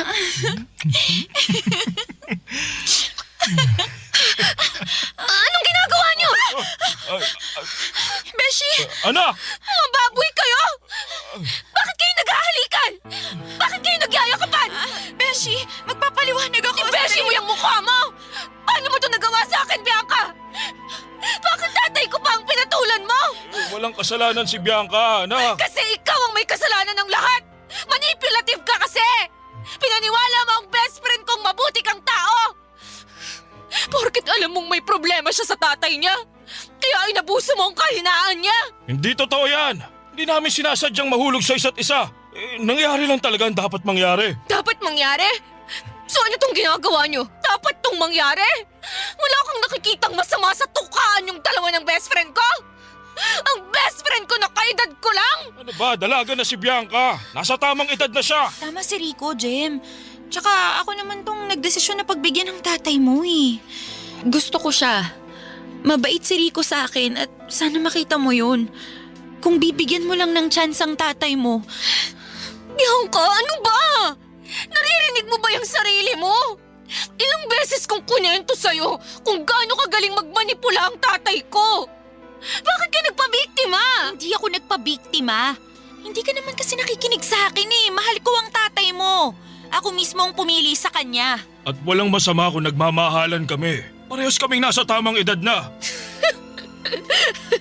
Kung makapagsalita ka, akala mo wala si nanay sa eksena, ha? Hoy, tay! Ipaalala ko lang sa'yo, ha? Kasal ka kay nanay! Magkasama pa rin kayo sa iisang bahay! Kaya nga nakikiusap ako sa'yo na hayaan mo na lang kami ng best friend mo na magmahalan. Hindi kami makakasagabal sa'yo. Basta wag mo lang sasabihin sa nanay mo tungkol sa amin ni Bianca. Wow! Wow naman talaga, tay! Hindi ko alam kung bakit hindi ka kinikilabutan sa mga sinasabi mo. Ayos ka rin talaga no? Bakit? Anong balak mo? Anong balak ko? Magsusumbong ako kay nanay. Paalisin namin si Bianca. Hindi ako papayag sa plano mo. Wala kang magagawa. Nasa tamang edad na rin ako para magdesisyon sa ikabubuti ko. O sige, gawin mo yan. Magsumbong ka sa nanay mo. Pero Rico… Talaga? Magsusumbong ako? Pag nagsumbong ka, tapos na ang sustento ko sa inyo mag-ina. Iiwan ko kayo at magsasama kami ni Bianca. Talaga, Rico? Magsasama na tayo? Oo naman. Kung magsusumbong tong si Jem. Pero mukhang malabo Wala naman tong trabaho na ipagmamalaki. Pareha sila ng nanay niya. Paano sila mabubuhay pag wala ako? Talagang gigipitin mo kami, Tay? Kami na nga tong inaagrabyado mo sa pagloloko mo. Pero kami pa rin ang dehado. Hindi naman sana kayo madedehado kung mananahimik ka lang Ang ayos kong kausap. Gusto mo bang makita na nahihirapan ng nanay mo? Kita mo naman sa edad niya. Hindi na niya kaya magtrabaho. Ikaw din. Sa huli, baka ikaw pang sisihin niya. Ang kapal ng mukha mo! Tsaka, Beshi, kapag nagsumbong ka, sisingilin na rin kita sa mga utang mo sa akin, ha? Ilang libo din yun. Saan ka kukuha ng pambayad mo? Oh, talaga? Inutakan ka pa pala nitong anak kong batugan na to? Di paano ba yan? Magsusumbong ka pa ba? Ha, Jem? Talo ka na Wala kang panlaban sa amin ng beshi mo.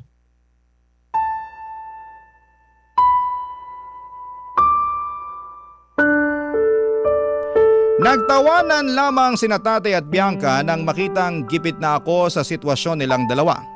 Pagkatapos noon ay nagbalik sila sa paghahalikan at paglalambingan. Parang hindi nila ako nakikita at nakakasama ng loob yon, nakakasuka silang dalawa. Umalis ako para magpahangin. Ilang araw na wala noon si nanay dahil umuwi siya ng probinsya para alagaan ang bunso nilang kapatid na merong sakit. Kaya siguro yan lakas ng loob ni na Bianca at tatay na gumawa ng kademonyuhan.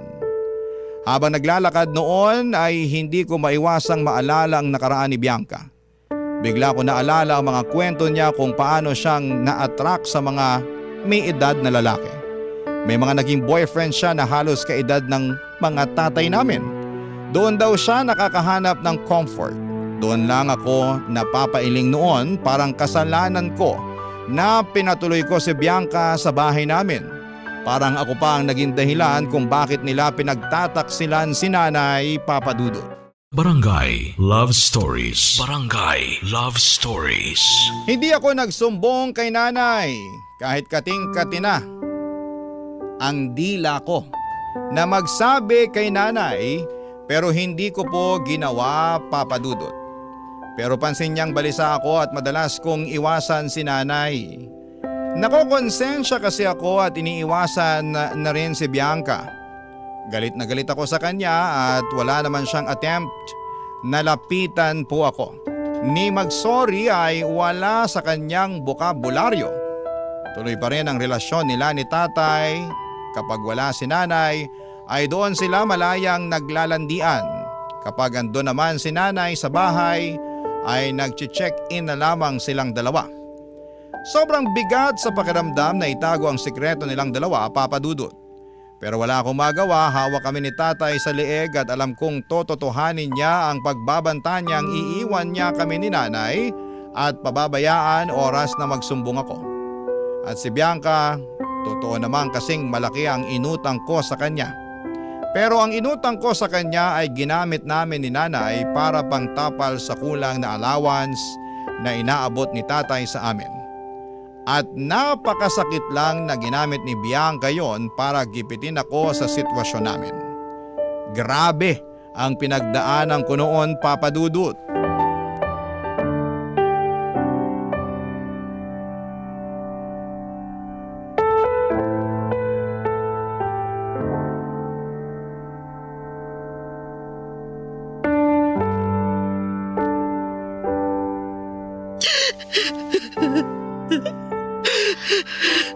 Oh, Nay!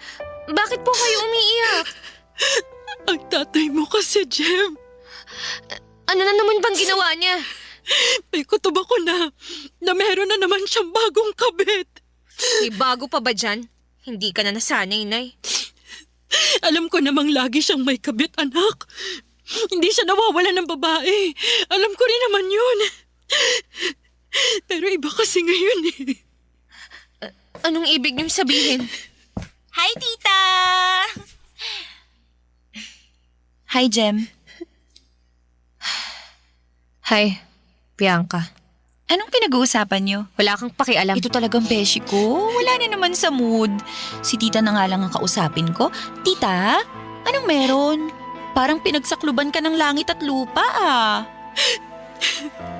Ang Tito Rico mo kasi, Bianca. Alam kong may babae siya. Oh, meron ulit? Nagtataka ka ba? Sino kaya yun, no? Nahuli niyo po ba si Tito? Hindi pa. Mag-iimbestiga pa ako. Alam niyo tita, kung ako lang po, hayaan niyo na po si Tito. Mabait naman po siya eh. Puro trabaho nga lang ang inaatupag niya. Para may uwi siya sa inyo, di ba? Hindi eh. Hindi, Bianca. Alam kong may mali na. Ibang babae ang inaatupag niya. O anong nakakatawa, Beshi? Niloloko na nga nanay mo, ganyan ka pa kumakatawa. Ay, nako. Concern ka kay nanay? Oo naman. Kasi parang nanay ko na si tita. Huwag ka ngang tumawa yan, Jem. Problemado lang ako rito. Ay, nako. Hayaan niyo na si tatay, Nay. Hindi na yun magbabago. Kung meron man siyang ibang babae, na sigurado akong meron, wala ka nang magagawa. Pero kailangan ko pa rin gumawa ng paraan para matigil yon. Alam mo bang, bawas na naman ang binibigay niyang pera sa akin? Kasi sigurado ako, binibigyan niya ng pera ang kabit niya. Ay, oo no. Siguro yung pera ni tatay. Pinambibili niya ng sapatos tsaka bag ng kabit niya. Ano sa tingin mo, Beshi? Ganun kaya yun? Hindi naman siguro gagawin yun ni Tito. Sa inyo pa rin ni tita napupunta ang pera niya. Talaga lang ah. Ay, ano ba to? Tumatawag na naman yung inutangan ko ng bigas natin. Teka nga at sasagutin ko lang. Hoy, Jem. Isang beses pa napaparinggan mo ko ng ganito sa harapan ng nanay mo. Humanda ka. At anong gagawin mo? Isusumbong kita kay Rico. Diyan ka naman magaling eh. Magsumbong sa tatay ko. Oo. At gagalingan ko pa lalo para iwanan niya kayong mag-ina. Ganyan ka talaga kasama, Bianca? Sumasama lang ang ugali ko kapag kinakalaban na ako. Beshi.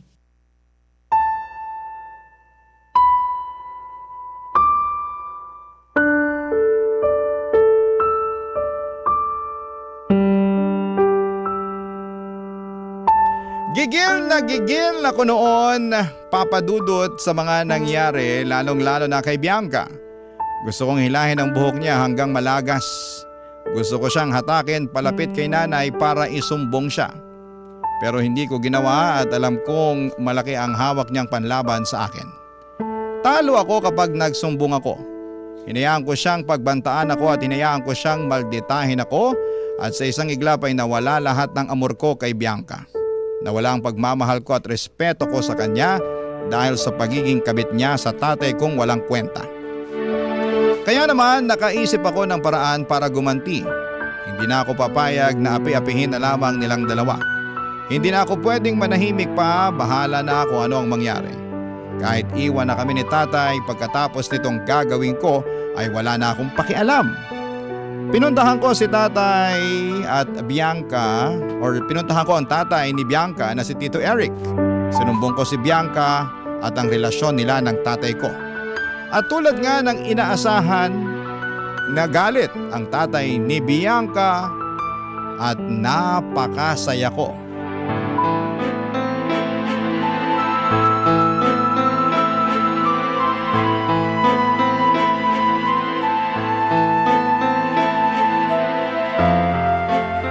Sigurado ka ba talaga sa sinasabi mo? Totoong kabit ng tatay mo ang anak ko? Opo, Tito. Ako nga po mismo ang nakahuli eh. At nandyan sila ngayon sa bahay niyo? Opo. Kaya habang nandyan pa silang dalawa, sugurin nyo na. Pasok po kayo. Bianca! Bianca, asan ka? Lumabas ka, ngayon din! Ano nangyayari rito? Sino ka? Ako ang tatay ni Bianca. Umalis ka rito. Hindi ka welcome sa bahay namin. At wag na wag ka magkakamaling saktan si Bianca dahil ipapupulis kita. Nay, hayaan niyo si Tito Eric. Ikaw ang nagpapasok sa kanya rito, Jem! May kailangan kasi kayong malaman. Ano bang nangyayari? Nasaan ang magaling mo asawa, ha? Nasa kusina. Nagluluto sila ni Bianca. Napakahayop talaga! Tita, may tumatawag po ba sa akin? Bianca! Tay, ano pong ginagawa niyo rito? Ano ba yan? Bakit may naririnig ako sumisigaw? Sino ka ba? Ako lang naman ang tatay nito ni Bianca. Ikaw ba si Rico? Ginawa mong kabit ang anak ko! Anong pinagsasasabi mo riyan? Anong kabet? Hindi mo alam? Hindi mo alam na ang mister mo at ang anak ko ay magkarelasyon? Rico! Hindi totoo yan! Nagpapakatatay lang ako kay Bianca dahil wala kang kwentang ama! Anak ka na, nagsisinungaling ka pa!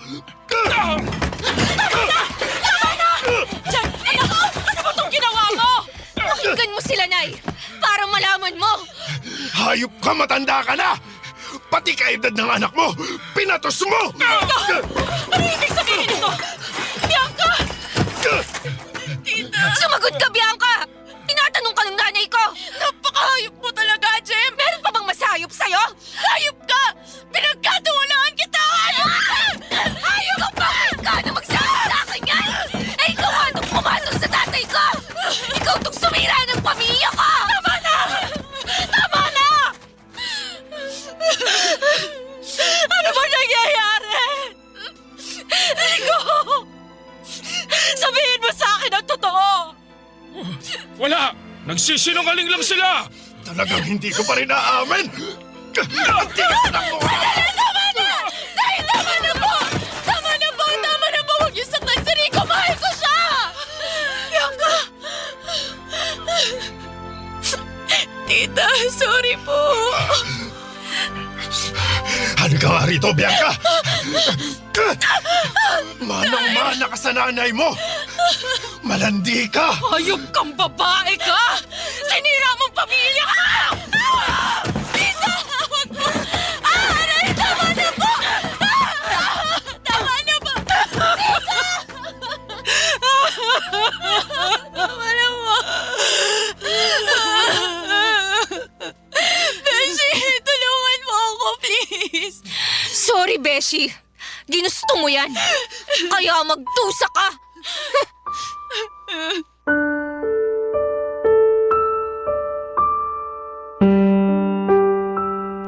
Papadudot, masakit sa dibdib na makitang nasasaktan ang nanay ko dahil sa mga nalaman niya. Pero mas mabuti na yon para magising na siya sa katotohanan. Hinayaan ko siyang saktan si Bianca at ganon din si Tito Eric. Hinayaan niyang masaktan ng todo si Bianca para madala ito. Sa unang pagkakataon ay kampi ako kay Tito Eric. Pagkatapos noon ay kinaladkad na nito si Bianca paalis sa bahay namin. Wala nang nagawa si tatay pagkaalis ng mag-ama. Kami naman ang binalikan ni tatay, pinagmumura niya si nanay pero lumaban na si nanay. Nakipag-iwalay na si nanay kay tatay, inunahan na niya si tatay. Natauhan na nga si nanay at wala kong kasing saya ng mga oras na yon. Mabuti na lang talaga at nagsumbong ako kay Tito Eric. Naging magulo at madugo yun pero mabuti na rin kaysa patuloy kaming sakalin ni tatay sa panggigipit niya. Sa ngayon, Papadudot, ay wala na kaming balita kung nasaan sina tatay at Bianca. Ang huli kong nabalitaan ay nagtanan sila. Ako naman ay nakakuha ng trabaho para masuportahan ko si nanay. Huminto muna ako sa pag-aaral para makatulong ako sa pag-ahon namin. Mahirap pero kinakaya. Okay na ito kaysa umasa sa isang walang kwentang ama. Maraming salamat po sa pagbasa ng aking liham. Ang inyong kapuso at kabarangay forever, Jem. Anong say mo sa Barangay Love Stories na ito? Pagkwentuhan natin sa comment section yan. Barangay Love Stories.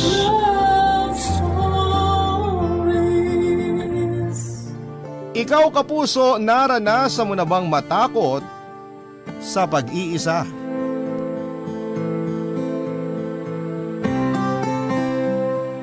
Dear Papa Dudut, Magandang araw sa inyo. Ako nga pala si Julia. 35 years old ako nang nabuntis ako ng karelasyon kong si Peter. Mas bata siya sa akin ng 5 taon, Papa Dudut. Nareto lamang siya ng dating katrabaho ko. Nung una ay gusto ko lang ng ka-fling. Hindi kasi ako noon mahilig sa commitment. Ang gusto ko lang noon ay may pampalipas ng oras at pangtanggal ng stress sa trabaho. Samantalang si Peter naman ay gusto niya dati na maging seryoso ang namamagitan sa amin. Hindi ko po binalak na makipagrelasyon kasi hindi yun ang priority ko. Pero dahil sa isang insidente ay napilitan akong pumasok sa isang relasyon kay Peter. Naging kami after niya akong mabuntis, Papa Dudut. Hinala ko na sinadya niyang buntisin ako para pumirmi ako sa kanya. Sinabi ko sa kanya na wala akong balak magkaroon ng anak at binanggit ko rin na balak kong ipalaglag ang nabuo namin. Sinubukan niya akong pigilan at nagtagumpay siya doon, Papa Dudut. Nakumbinsi niya akong ituloy ang pagbubuntis ko. Nakumbinsi rin niya akong makipagrelasyon sa kanya. At doon ko na-realize na napapayag ako dahil nagustuhan ko na rin siya. Naramdaman ko naman kasi na mahal niya ako talaga at hindi lang katawan ko ang habol niya. Alam ko noon na bihira na sa mga nakakasalamuha kong lalaki ang katulad niya. Kaya naman sinabi kong payag na akong maging isang pamilya kami. Sa mga unang buwan ng pagbubuntis ko ay naging supportive siya, Papa Dudut. Siniguro niyang maibibigay niya sa akin lahat ng kailangan ko at ng magiging anak namin. Inalagaan niya ako ng todo at doon ko talaga naisip na tamang pumirmi na ako sa kanya. Maswerte na ako noon sa kanya, Papa Dudut. Alam ko noon na kahit na anong mangyari ay hindi niya ako papayagan, lalo na ang magiging anak naming dalawa, Papa Dudut.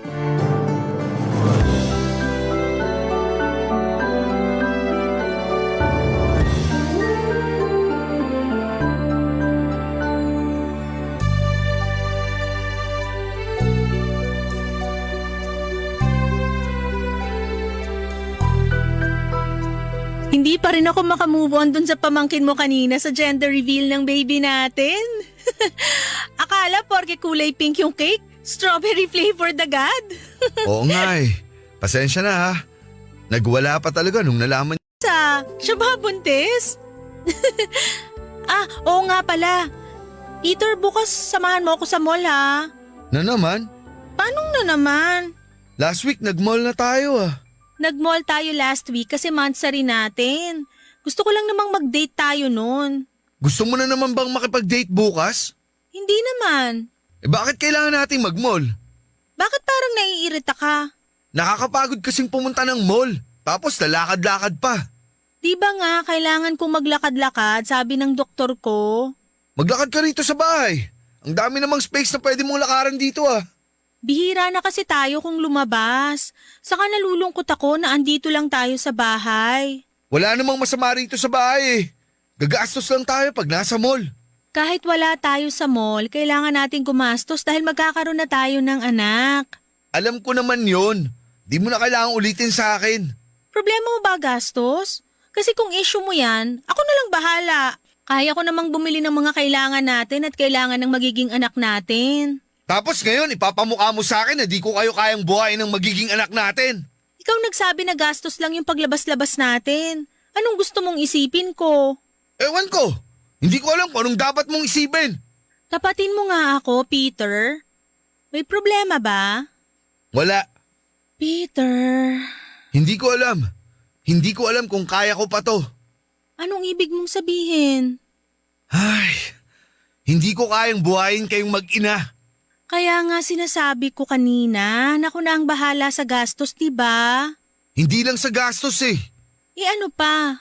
Ayokong maging tatay.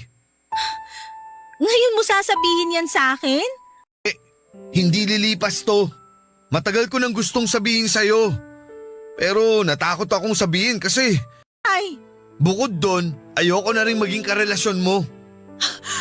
Huwag ka naman ganyan, Peter!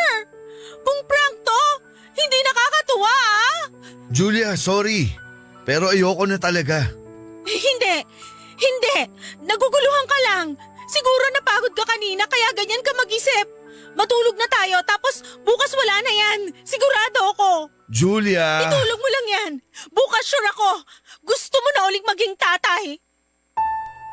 Kinabukasan ay nadatnang ko ang sarili kong mag-isa sa kama. Iniwan ako ni Peter Papadudut. Kinuha na niya lahat ng mga damit niya at nag-iwan siya ng sulat sa akin at sinabing desidido na siyang umalis sa buhay ko. Tinawagan ko siya pero hindi naman siya sumasagot. Nakiusap ako sa mga kamag-anak niya na tulungan ako sa kanya at nahanap ko naman siya sa tulong nila Papadudut. Kinausap ko siya at pinapauwi na sa bahay pero ayaw na niya. Umuwi ako noon na mag-isa at iniyak ko ang lahat. Ilang beses akong nakiusap sa kanya na makipagbalikan na lahat ng yon noong binitawan ako ni Peter. Hindi ko na nakilala pa ang sarili ko mula nang iniwanan niya ako. Napabayaan ko ang trabaho ko Papadudut.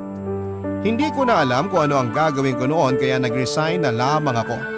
Nagkulong ako sa bahay at walang ibang nilapitang tao. Nagkasakit ako at halos makuna na ako noon dahil sa lungkot at stress. Nung hindi ko na kinaya pa ang sitwasyon ko ay nilapitan ko na ang best friend ko. Ang baklang best friend ko na si Julio. Kaedad ko rin at ka-birthday pa. Hindi ko sana siya gustong lapitan noon dahil pagagalitan niya lamang ako pero na-realize kong baka kailangan ko na ngayon para matauhan ako. Pinagdarasal ko pa rin kasi noon na magkabalikan pa kami ni Peter kahit na alam kong alanganin na. Pinuntahan ko siya sa kondo niya at doon pa lamang ay naramdaman na niyang may problema na ako. Mas kilala pa ako noon ni Julio kesa sa sarili kong pamilya kaya siya ang nilapitan ko. Kasi alam ko noon na maiintindihan niya ako sa mga desisyon ko.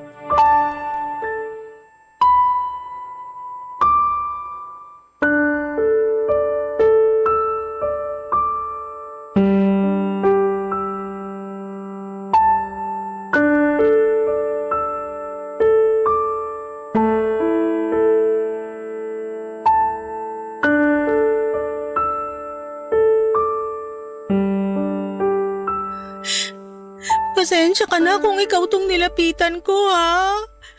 Hindi ko na kasi alam gagawin ko eh. Nagtatak. Ang lungkot-lungkot ko. Ang lalari naman kasi buntis ka. Mas emosyonal, mas hormonal. Mahal ko lang talaga si Peter. Yan din. Anong gagawin ko para bumalik siya? Huwag mo nang pabalikin. Paano kung ipalaglag ko na itong nasa tiyan ko? Hoy, huwag kang ganyan. May pa-gender reveal pa kayo nung nakaraan tapos ipapalaglag mo lang? Ituloy mo na yan. Ang laki na rin ang ginastos mo. Wala akong pakialam sa gastos. Gusto ko lang bumalik si Peter sa akin. Bukod sa mahal mo siya, bakit gusto mo pa siyang bumalik sa'yo? Hindi ko alam. Siguro natatakot ako. Hindi ko to kayang mag-isa. Girl, ang dami mo nang nagawang bagay ng mag-isa. Bakit ngayon pa iisipin hindi mo kaya? Kasi yun naman ang totoo.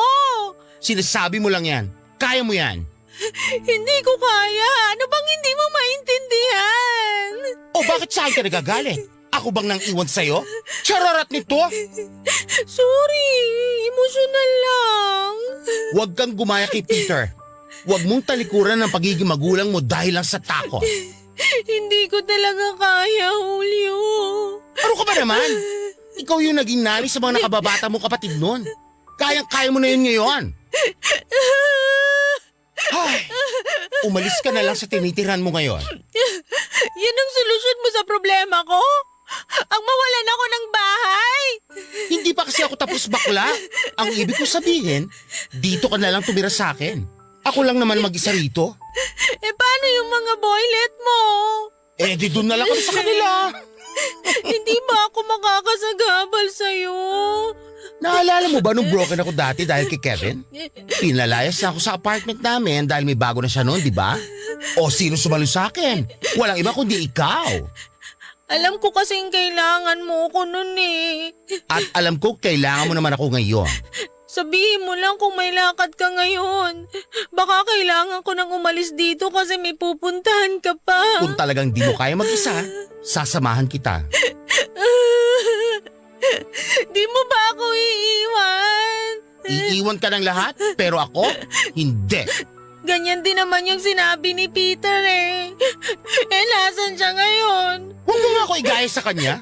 Huwag mo ipasa sa akin yung trust issues mo ah. Mas lalaki ka pa kaysa sa kanya. Sabi nga sa kanta, di ba? Minsan mas lalaki pa sa lalaki ang bakla. Wala nang tatay to magiging anak ko. Ano bang wala? Anong tawag mo sa akin? Gusto mo maging ina eh. Palit na lang tayo ng role. Mukhang mas kaya ko maging ina kesa sa'yo. Thank you, bakla. Wala yun. O sige na, dito ka na matulog tapos bukas, sasamahan kita maghakot ang mga gamit mo. Naging matalik ding magkaibigan ang mga nanay namin ni Julio, Papa Dudut. Noong nabubuhay pa sila ay halos hindi sila mapaghiwalay. Sabay nga rin nila kaming pinanganak ni Julio at naging magkumare sila at pinaglapit pa ang mga pangalan naming dalawa, Julio at Julia. Para na nga kaming kambal noon pero sa magkaibang matres nga lamang. Sinanay kami ng mga nanay namin ni Julio na magkasama at lumaki kaming dalawa na parang magkapatid ang turingan. Lagi kaming magkasama noon hanggang sa pagtanda. Inisip nga rin ng mga nanay namin na ipapakasal kaming dalawa pero hindi yun natuloy dahil lalaki rin pala ang gusto ni Julio. Kaya naman sinabi ng mga nanay namin na babawi na lamang daw sa magiging apo nila. Yun nga lang ay pareho ding hindi rin inabot ng mga nanay namin ang mga magiging apo nila dahil sabay din silang namatay dahil sa isang aksidente. Sa pagkamatay noon ng mga nanay namin ay mas lalo kaming naging close ni Julio. Kinapitan namin ang isa't isa sa mga panahong nangungulila kami sa tulong. Hindi nagbago ang turing namin sa isa't isa kahit marami na ang nagbago sa direksyon ng buhay namin. Lalo na noong nabuntis ako. Mas lalo kaming pinaglapit ng pagkakataon at naisip ko nga na baka paraan yon ng mga nanay namin sa kabilang buhay para ipilit na maging kami ni Julio. Napag-usapan na nga rin namin yon at hindi naman namin isinara ang posibilidad na kapag pareho na kaming matanda at single ay baka kami na rin ang magsama. Papa Dudut, hindi ko noon kayang mawala sa buhay ko si Julio dahil siya ang nagsilbing pader ko sa mga panahong pakiramdam ko ay itinutumba na ako ng mga pagsubok. Siya ang nagsilbing taga-salo ng mga problema ko. Kahit na hindi naman niya yon kailangan gawin ay ginawa pa rin niya dahil itinuring na niya akong parte ng buhay niya. Ganon din siya sa akin, Papa Dudut. Nangako ako sa sarili ko na kapag ako naman ang kailangan niya, ay nariyan ako palagi sa katabi niya at handang umagapay sa oras na kailangan niya ng kaibigan. Barangay Love Stories. Barangay Love Stories. Isang linggo nga after nang naging pag-uusap namin ay lumipat na ako sa kondo ng kaibigan ko. Nahiya nga ako dahil halos sinakop na ng mga gamit ko ang buong kondo niya. Lalo na yung cabinet niya na puro damit ko na lamang ang nakalagay. Hindi naman siya nagreklamo at binilahan pa ako ng isang cabinet para naman daw sa magiging anak ko. Pinanindigan niya ang sinasabi niyang magiging ama siya ng anak ko. Hindi ko noon maipaliwanag ang saya dahil meron pala talagang taong katulad ni Julio na handang saluhin ang binitawan ng iba. Marami ring adjustment noon si Julio lalo na sa kanyang social life dahil sa akin. Hindi na siya umiinom noon at nagyoyosi para hindi makaapekto sa pagbubuntis ko. Hindi na rin siya pumaparty pa tulad noong dati dahil gusto niyang mabantayan ako oras na kailanganin ko siya. Noong nakapanganak na nga ako ay mas lalo pa niyang pinakita sa akin na gusto niyang maging ama sa anak ko. Siya na rin, Papa Dudut, ang bumili ng mga gamit at ibang kailangan ng baby ko. Hindi pa kasi ako nakahanap ng trabaho. Sagay yung ginawa kong pag-aalaga naman sa kanya.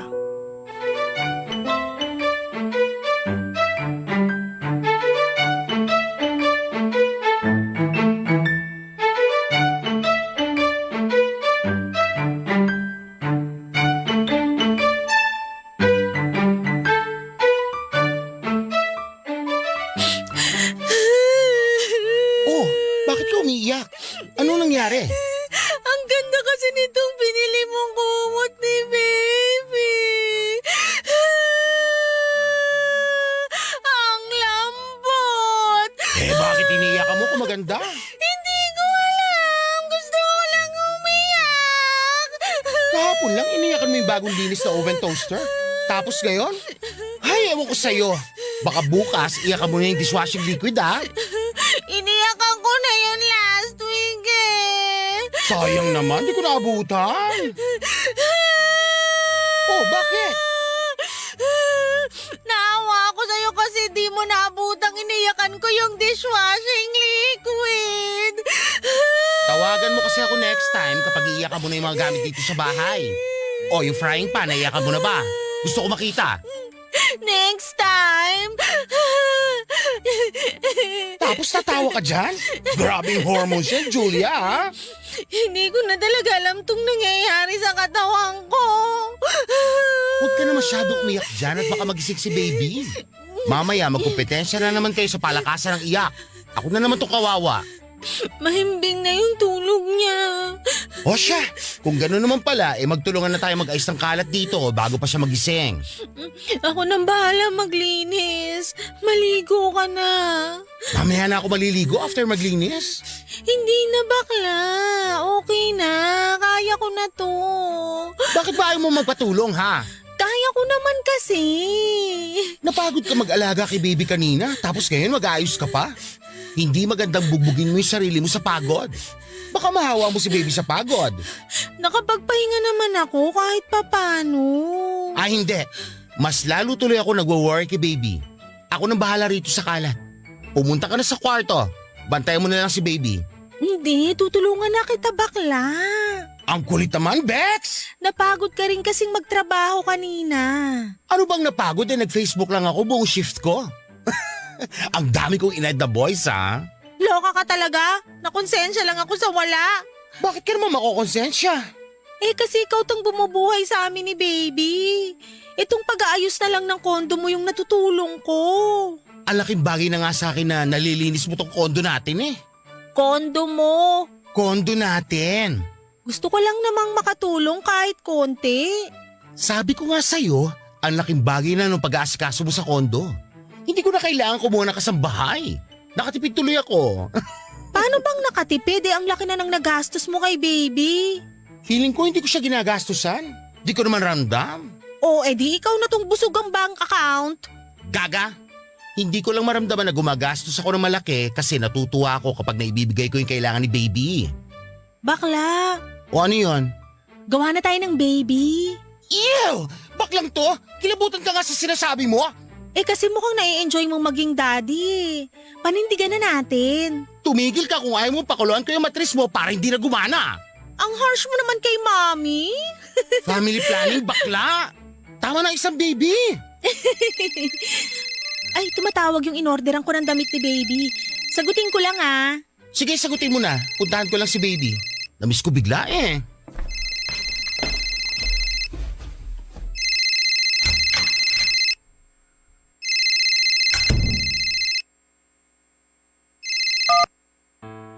Peter naman! Sabi ko sa'yo mamaya ka na tumawag, di ba? Namiss ko kasi kayo ni baby. Baka pwedeng mag-video call tayo ngayon. Gusto ko kayong makita. Hindi pwede. Kasama ni Julio si baby. Magkita na lang tayo bukas habang nasa work siya. Oo na. Sige na, bye. Hindi alam noon ni Julio na may communication na ulit kami ni Peter. Hindi ko sinabi sa kanya kasi alam kong magagalit siya. Wala naman po akong balak itago noon habang buhay yung pagkikita namin ni Peter pero wala pa kasi akong lakas ng loob para sabihin kay Julio ang lahat. Malaki ang naging galit ni Julio kay Peter dahil sa pag-aabandona sa aming mag-ina kaya alam kong hindi niya gustong makita na lumapit pa sa akin si Peter. Kaya naman nung time na nagparamdam muli si Peter sa akin ay nilihim ko yon, Papa Dudut. Nangyari ang lahat isang buwan bago ako manganak. Tinawagan ako ni Peter at sinabing nagsisisi na siya sa ginawa niyang pag-iwan sa akin. Nakipagbalikan siya sa akin pero nagmatigas ako. Sinabi ko lahat ng masasakit na salita kay Peter pero tinanggap niya lamang yon. Ilang beses siyang nagmakaawang magkabalikan kami pero tinanggihan ko. Sinaktan niya ako noon kaya hindi ko na siya balak pabalikin pa sa buhay namin ang magiging baby ko. Yun nga lang noong time na nakapanganak na ako ay doon ako naging marupok. Sinagot ko ang tawag niya at sinabing nakapanganak na ako. Na-feel kong kailangan ko siyang muli sa buhay ko. Kaya naman lihim kaming nagkabalikan. Nagkikita kami kapag umaalis noon si Julio sa bahay at nagpupunta noon sa kondo si Peter para dalawin kami ng baby namin. Walang naging clue si Julio sa nangyayari sa amin ni Peter at natatakot ako kapag nalaman na niya. Lalo na't gusto na noon ni Peter na magsama na ulit kaming dalawa. Ilang beses niya akong pinilit na iwan ko na raw si Julio para magsama na kaming pamilya. Aminado ako noon na gusto ko nang makasama si Peter para bumuo na kami ng pamilya. Pero noong time na walang-wala ako ay si Julio ang naging pamilya ko.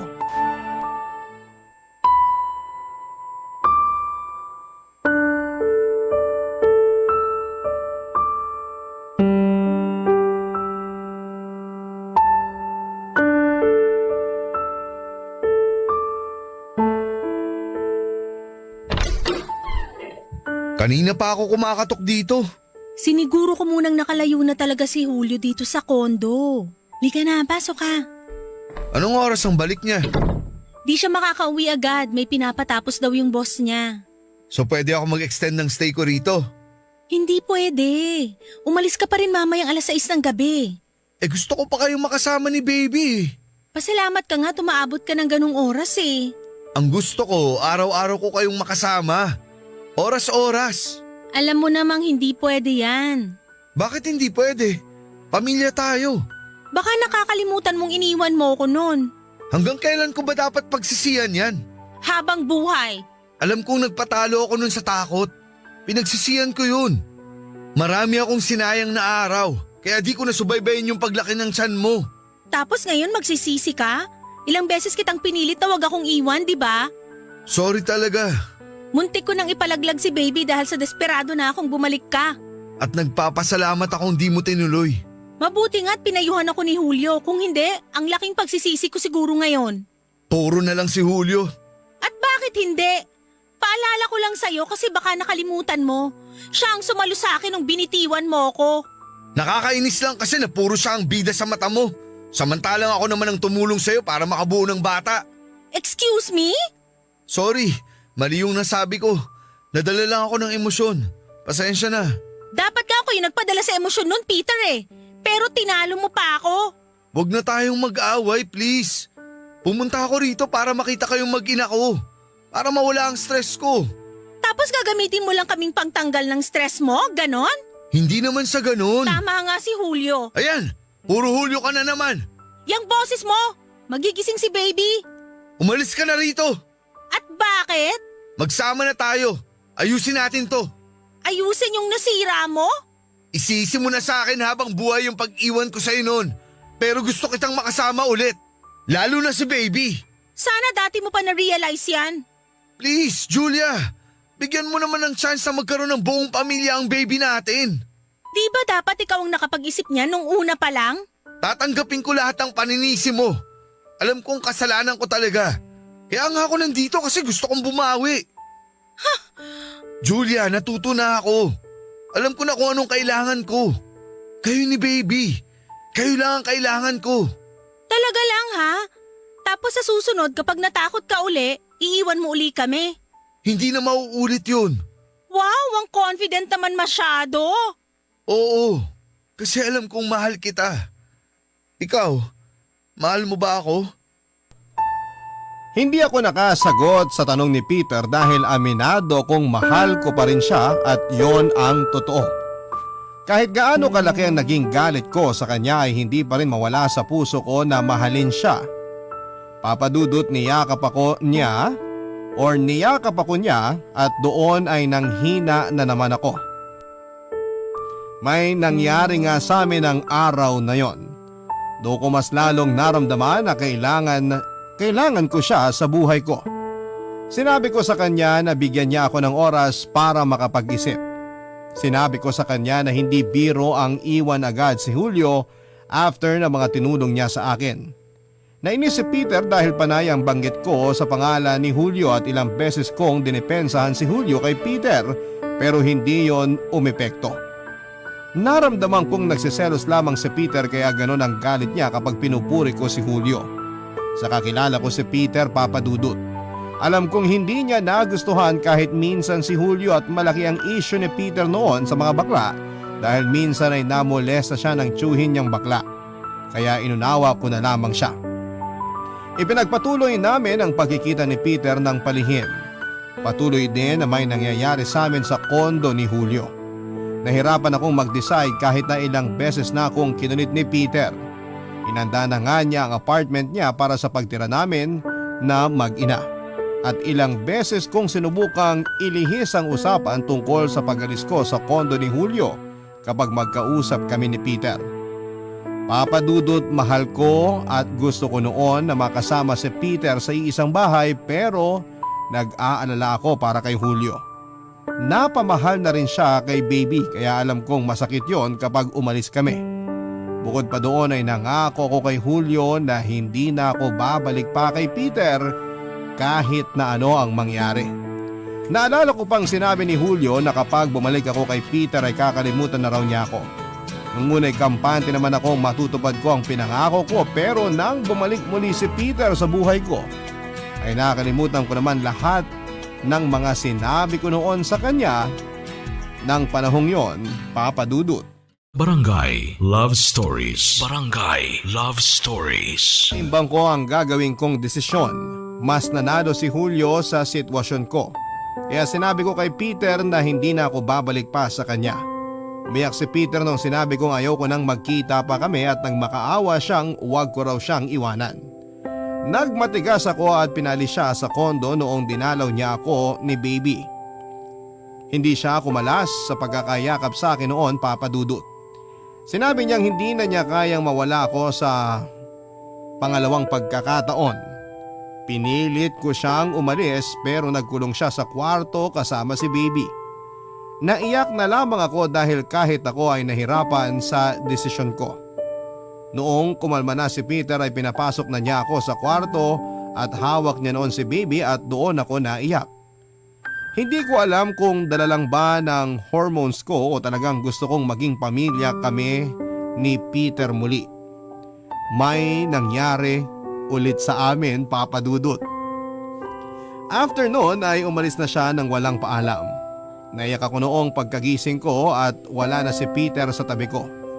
Tinawagan ko siya para pabalikin siya sa kondo habang wala pa si Julio. Tinanggihan niya ako at sinabing mas magandang araw ata na magkahiwalay na kaming dalawa. Kinulit ko siyang bumalik at ginawa naman niya at nag-usap kami ng masinsinan sa naging desisyon ko. Bago gumabi ay umalis na siya ng kondo dahil pabalik na rin noon si Julio. Napaagang uwi ni Julio dahil na-miss daw niya si baby at nakonsensya ako, Papa Dudut. Nahirapan na akong bitawan sina Peter at Julio dahil pareho silang mahalaga sa buhay ko. Pero alam ko noon na kailangan ko nang mag-decide. Lumipas pa nga ang 3 araw at nabuo na ang isang desisyon na gusto ko at kailangan ko nang panindigan.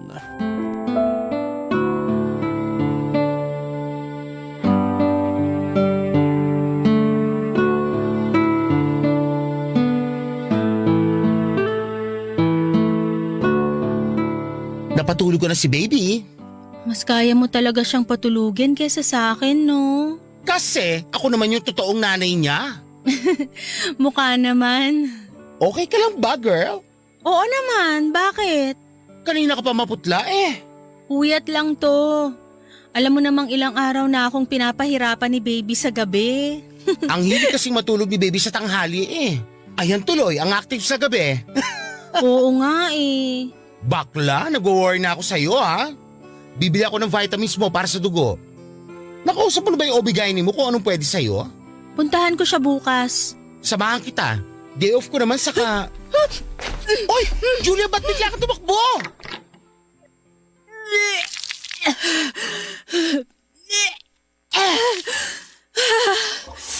Oh! Ano ba nangyayari sa'yo? Bakit nagsusuka ka? May nakain lang ako, hindi maganda. Tara na sa ospital. Baka kung ano na yan. Wala to. Julia, huwag matigas ang ulo. Julio, I'm sorry. Bakit? Buntis ako. Buntis? Paano? Sorry. Ano bang dapat ikasorry mo, bakla? Padadagdagan na ako ng baby. Sana baby boy naman ngayon. Julio. Teka, hindi naman ako ang ama niyan, no? Bakla, ginapa mo ba ako? Yung totoo. I'm sorry. So, sa akin yan? OMG, nanay nakes! Hindi.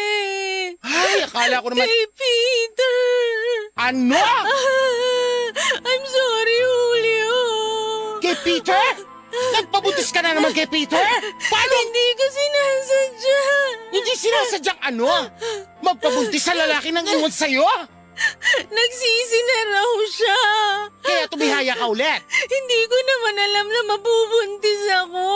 Gawa ba sa buhangin yung utak mo, girl? Tumihaya ka nga, di ba? Malamang mabubuntis ka. Julio! Julia naman! Alam mo kung anong ginawa sa'yo ng lalaking yung dati. Alam ko. Hindi ko naman yun nakakalimutan. Eh bakit hinayaan mo siya bumalik? Ganyan ka na ba katanga? Sobra ka naman magsalita. Ikaw ang sobra! Hindi ka na naman nag-iisip! Tapos ngayon, ano mangyayari? Ipapaako mo na naman sa akin yung bagong responsibilidad ng lalaking yon. Sinabi ko pag ipapaako ko sa'yo. Hindi ko siya ipapaako sa'yo. Ako nang bubuhay sa mga anak ko. Ah, talaga? Kaya mo na? Hindi mo nga kayang buhayin yung panganay mo eh, tapos magdadagdag ka pa ng isa? Ganyan na ba kalitan tingin mo sa akin? Oo! At kasalanan mo kung bakit! Kung hindi ka naman kasi tanga! Huwag kang mag-alala! Hindi na ako aasa ng tulong sa'yo! Kami na ni Peter ang bahalang bumuhay sa mga anak namin! Ah, talagang desidido kang bumalik sa lalaking yon? Oo! Ang tanga mo talaga! Tanga na akong tanga! Pero gagawin ko to para sa pamilya ko! At ako, hindi ba ako naging pamilya para sa'yo? Hindi ko naramdamang pamilya ko noon si Julio dahil sa masasakit na sinabi niya sa akin. Alam kong nakapagsalita lamang siya ng hindi maganda dahil sa galit niya. Nadala na rin ako ng emosyon ko kaya hindi ko kaagad na proseso lahat ng sinabi ko. Nag-decide po akong umalis na lamang kaagad sa kondo ni Julio at hindi naman niya ako pinigilan.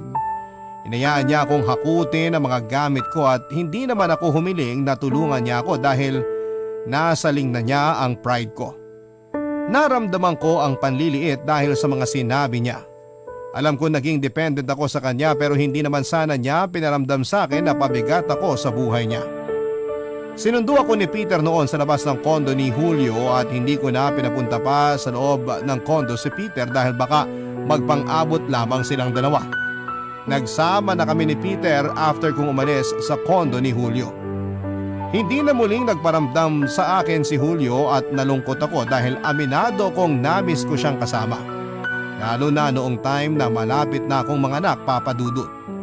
Bigla ko naalala yung pag-aalala niya sa akin noong nanganak ako sa panganay ko. Hindi ko naman siya magawang tawagan noon dahil na rin sa pride at hiya. Mabilis lang na lumipas ang mga buwan at nakapanganak na ako. Hindi ko na inaasahan pang dadalaw sa akin si Julio. Tinanggap ko na noon na sarado na siyang chapter sa buhay ko. Pero laking gulat ko na lamang nang pinuntahan niya ako sa ospital isang araw after kong manganak. Binalita pala ng kapatid ko sa kanya na nanganak na ako. Nagbaba siya ng pride at pinuntahan ako. Hindi ko man maamin noon, Papa Dudut, pero ang saya ko. Naiyak na ako noon pero pinigilan ko na lamang dahil na rin sa pride na nararamdaman ko.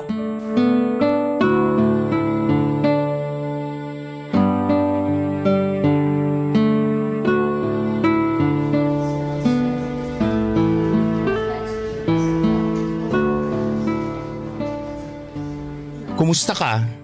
Ito, ayos lang. Kumusta yung tahi mo?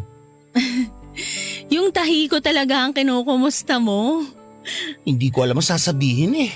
Ako rin naman. Nanibago lang ako. Ngayon lang ulit kita nakaharap after nung Away natin. ikaw naman kasi eh. Oh, bakit ako? Ikaw kaya tong nagalit bigla. Sino bang hindi magagalit? Nagpabuntis ka na naman. Ano ka, pusa sa bubungan? Akala ko ba masaya ka nung nalaman mong buntis ako? Nung hindi ko pa alam na si Peter yung ama, mas gusto ko pang ginapang mo na lang ako kaysa nagpabuntis ka sa tukmol na yon. Dahan-dahan naman. Tatay pa rin yun ng mga anak ko. Ay, wala akong pakialam. Kung pumunta ka rito para awayin ako, please, preno muna. Baka bumuka yung tahi ko dahil sa'yo. Bibili ako ng sinulid at karayan doon sa store sa labas. Ako na magtatahi ulit. Kunin mo yung pink na sinulid Favorite color ko yon. At favorite mo naman magpabuntis kay Peter. Ayan ka na naman eh. Sorry, hindi pa rin ako makamove on sa galit ko sa kanya eh. Patawarin mo na siya. Ako nga napatawad ko na eh. Napatawad ko na siya nung sa nagawa niya sa'yo. Oo bakit galit ka pa rin sa kanya ngayon? Kasi kinuha niya kayo ni baby sa akin. Julio. Alam ko mas may karapatan siya sa inyo dahil siya ang ama ng mga bata pero ako'y naging ama sa panganay mo nung nawala siya. At habang buhay kong ipagpapasalamat yun. Pero ganun talaga. Dapat kong tanggapin na mas kailangan mong piliin siya kasi alam mo na, kayo naman yung nakabuo. Ako lang naman to sumalo. Hindi ko naman siya pinili. Ha? Wala naman akong balak bumalik sa kanya. Oo, nung una gusto ko. Pero naalala ko nung iniwan niya ako. Paano kung bumalik ako sa kanya tapos iwan niya ako uli? Mas magiging masakit yun sa akin lalo't nakasama na niya yung anak namin. Eh bakit pinaglaban mo siya nun sa akin? Bakla naman, ang sasakit ng mga sinabi mo sa akin. Lumaban lang ako sa'yo. So talagang hindi ka bumalik sa kanya? After kong umalis sa kondo mo, nakitira muna ako sa kanya. Nung nakahanap na ako ng matitiran ko, umalis na rin ako. Hinayaan ka niyang umalis? Wala rin naman siyang magagawa. Saka bago mo pa nalaman yung tungkol sa amin, sinabi ko na sa kanya na di na ako babalik sa kanya. Ikaw yung pinili ko, bakla, pero inaway mo ko. Eh sorry, kala ko naman kasi… Nagpapadala ka kasi lagi sa emosyon. Ay, ako pa talaga? Eh sino ba yung nabuntis ulit kahit wala pang 1 year yung panganay niya? Ha? Hindi emosyon yun. Ano yun? Box, bumalik ka na sa kondo? Magtulungan tayo ulit. Bakla, hindi na. Okay na. Eh paano ka? Anong paano ko? 2 na ang baby mo. Kailangan mo ng tulong. Ako ang dahilan kung bakit may 2 akong anak na magkasunod ngayon. Kailangan kong panindigan to. Pwede mo naman panindigan habang nagpapatulong, di ba? Sabi mo nga dati, marami akong kinayang mag-isa, di ba? Yung pagiging ina pa kaya? Nakaka-proud naman. Sure na ba yan? Sure na ako. Pero kung kailangan mo ng tulong, nandito lang ako. Pamilya mo ako. Pinanindigan kong mag-isa ang pagiging ina. Nahirapan ako noong simula at aminado naman ako doon pero kinaya ko ang lahat dahil nakita kong lakas ang mga anak ko. Nakapaghanap na rin po ako ng home-based na trabaho. Pinagsabay ko ang pagiging ina at pagiging empleyado hanggang sa nasanay na ako. Malaking achievement yon sa akin dahil bumalik ng muli ang dating Julia na strong and independent. Nakakatuwa na hindi ko inakalang makakayanan ko yon ng mag-isa lalo't 2 anghel na ang nakaasa sa akin. Sila pa nga naging inspirasyon ko para ipagpatuloy ang pagsusumikap hanggang sa nakaipon na ako noon at nakalipad pa sa mas maganda at mas malaking tirahan. Nakayanan ko na rin makabayad ng yaya para sa mga anak ko at nabawasan kahit papaano ang load ng hirap sa akin noon. Tinulungan pa rin naman ako ni Peter at Julio, lalong-lalo na si Julio. Sinisigurado niyang may malalapitan ako oras na kailanganin ko ng tulong. Bawat tawag ko noon ay sinasagot niya kahit alanganin pa ang oras. Nagkapatawaran na kami sa mga hindi magagandang sinabi namin sa isa't isa. Madali lang noon ang magpatawa dahil malaki ang pagmamahal namin sa bawat isa. Sa ngayon po, Papa Dudut, ay wala pa rin akong karelasyon dahil mas gusto kong ituon muna ang oras ko sa mga anak ko. Nag-ibang bansa na rin si Peter para mas malaki ang maisustento niya noon sa mga anak namin. Habang si Julio naman ay nagkaroon na ng bagong karelasyon na isang single dad. Natuwa ako dahil parang may anak na ulit siya sa katauhan ng anak ng bago niyang karelasyon. Masaya ako sa tinakbo ng buhay namin after ng mga naging gulo, Papa Dudut. Maraming salamat sa pagbasa ng aking liham. Ang inyong kapuso at kabarangay, Julia. Barangay Love Stories.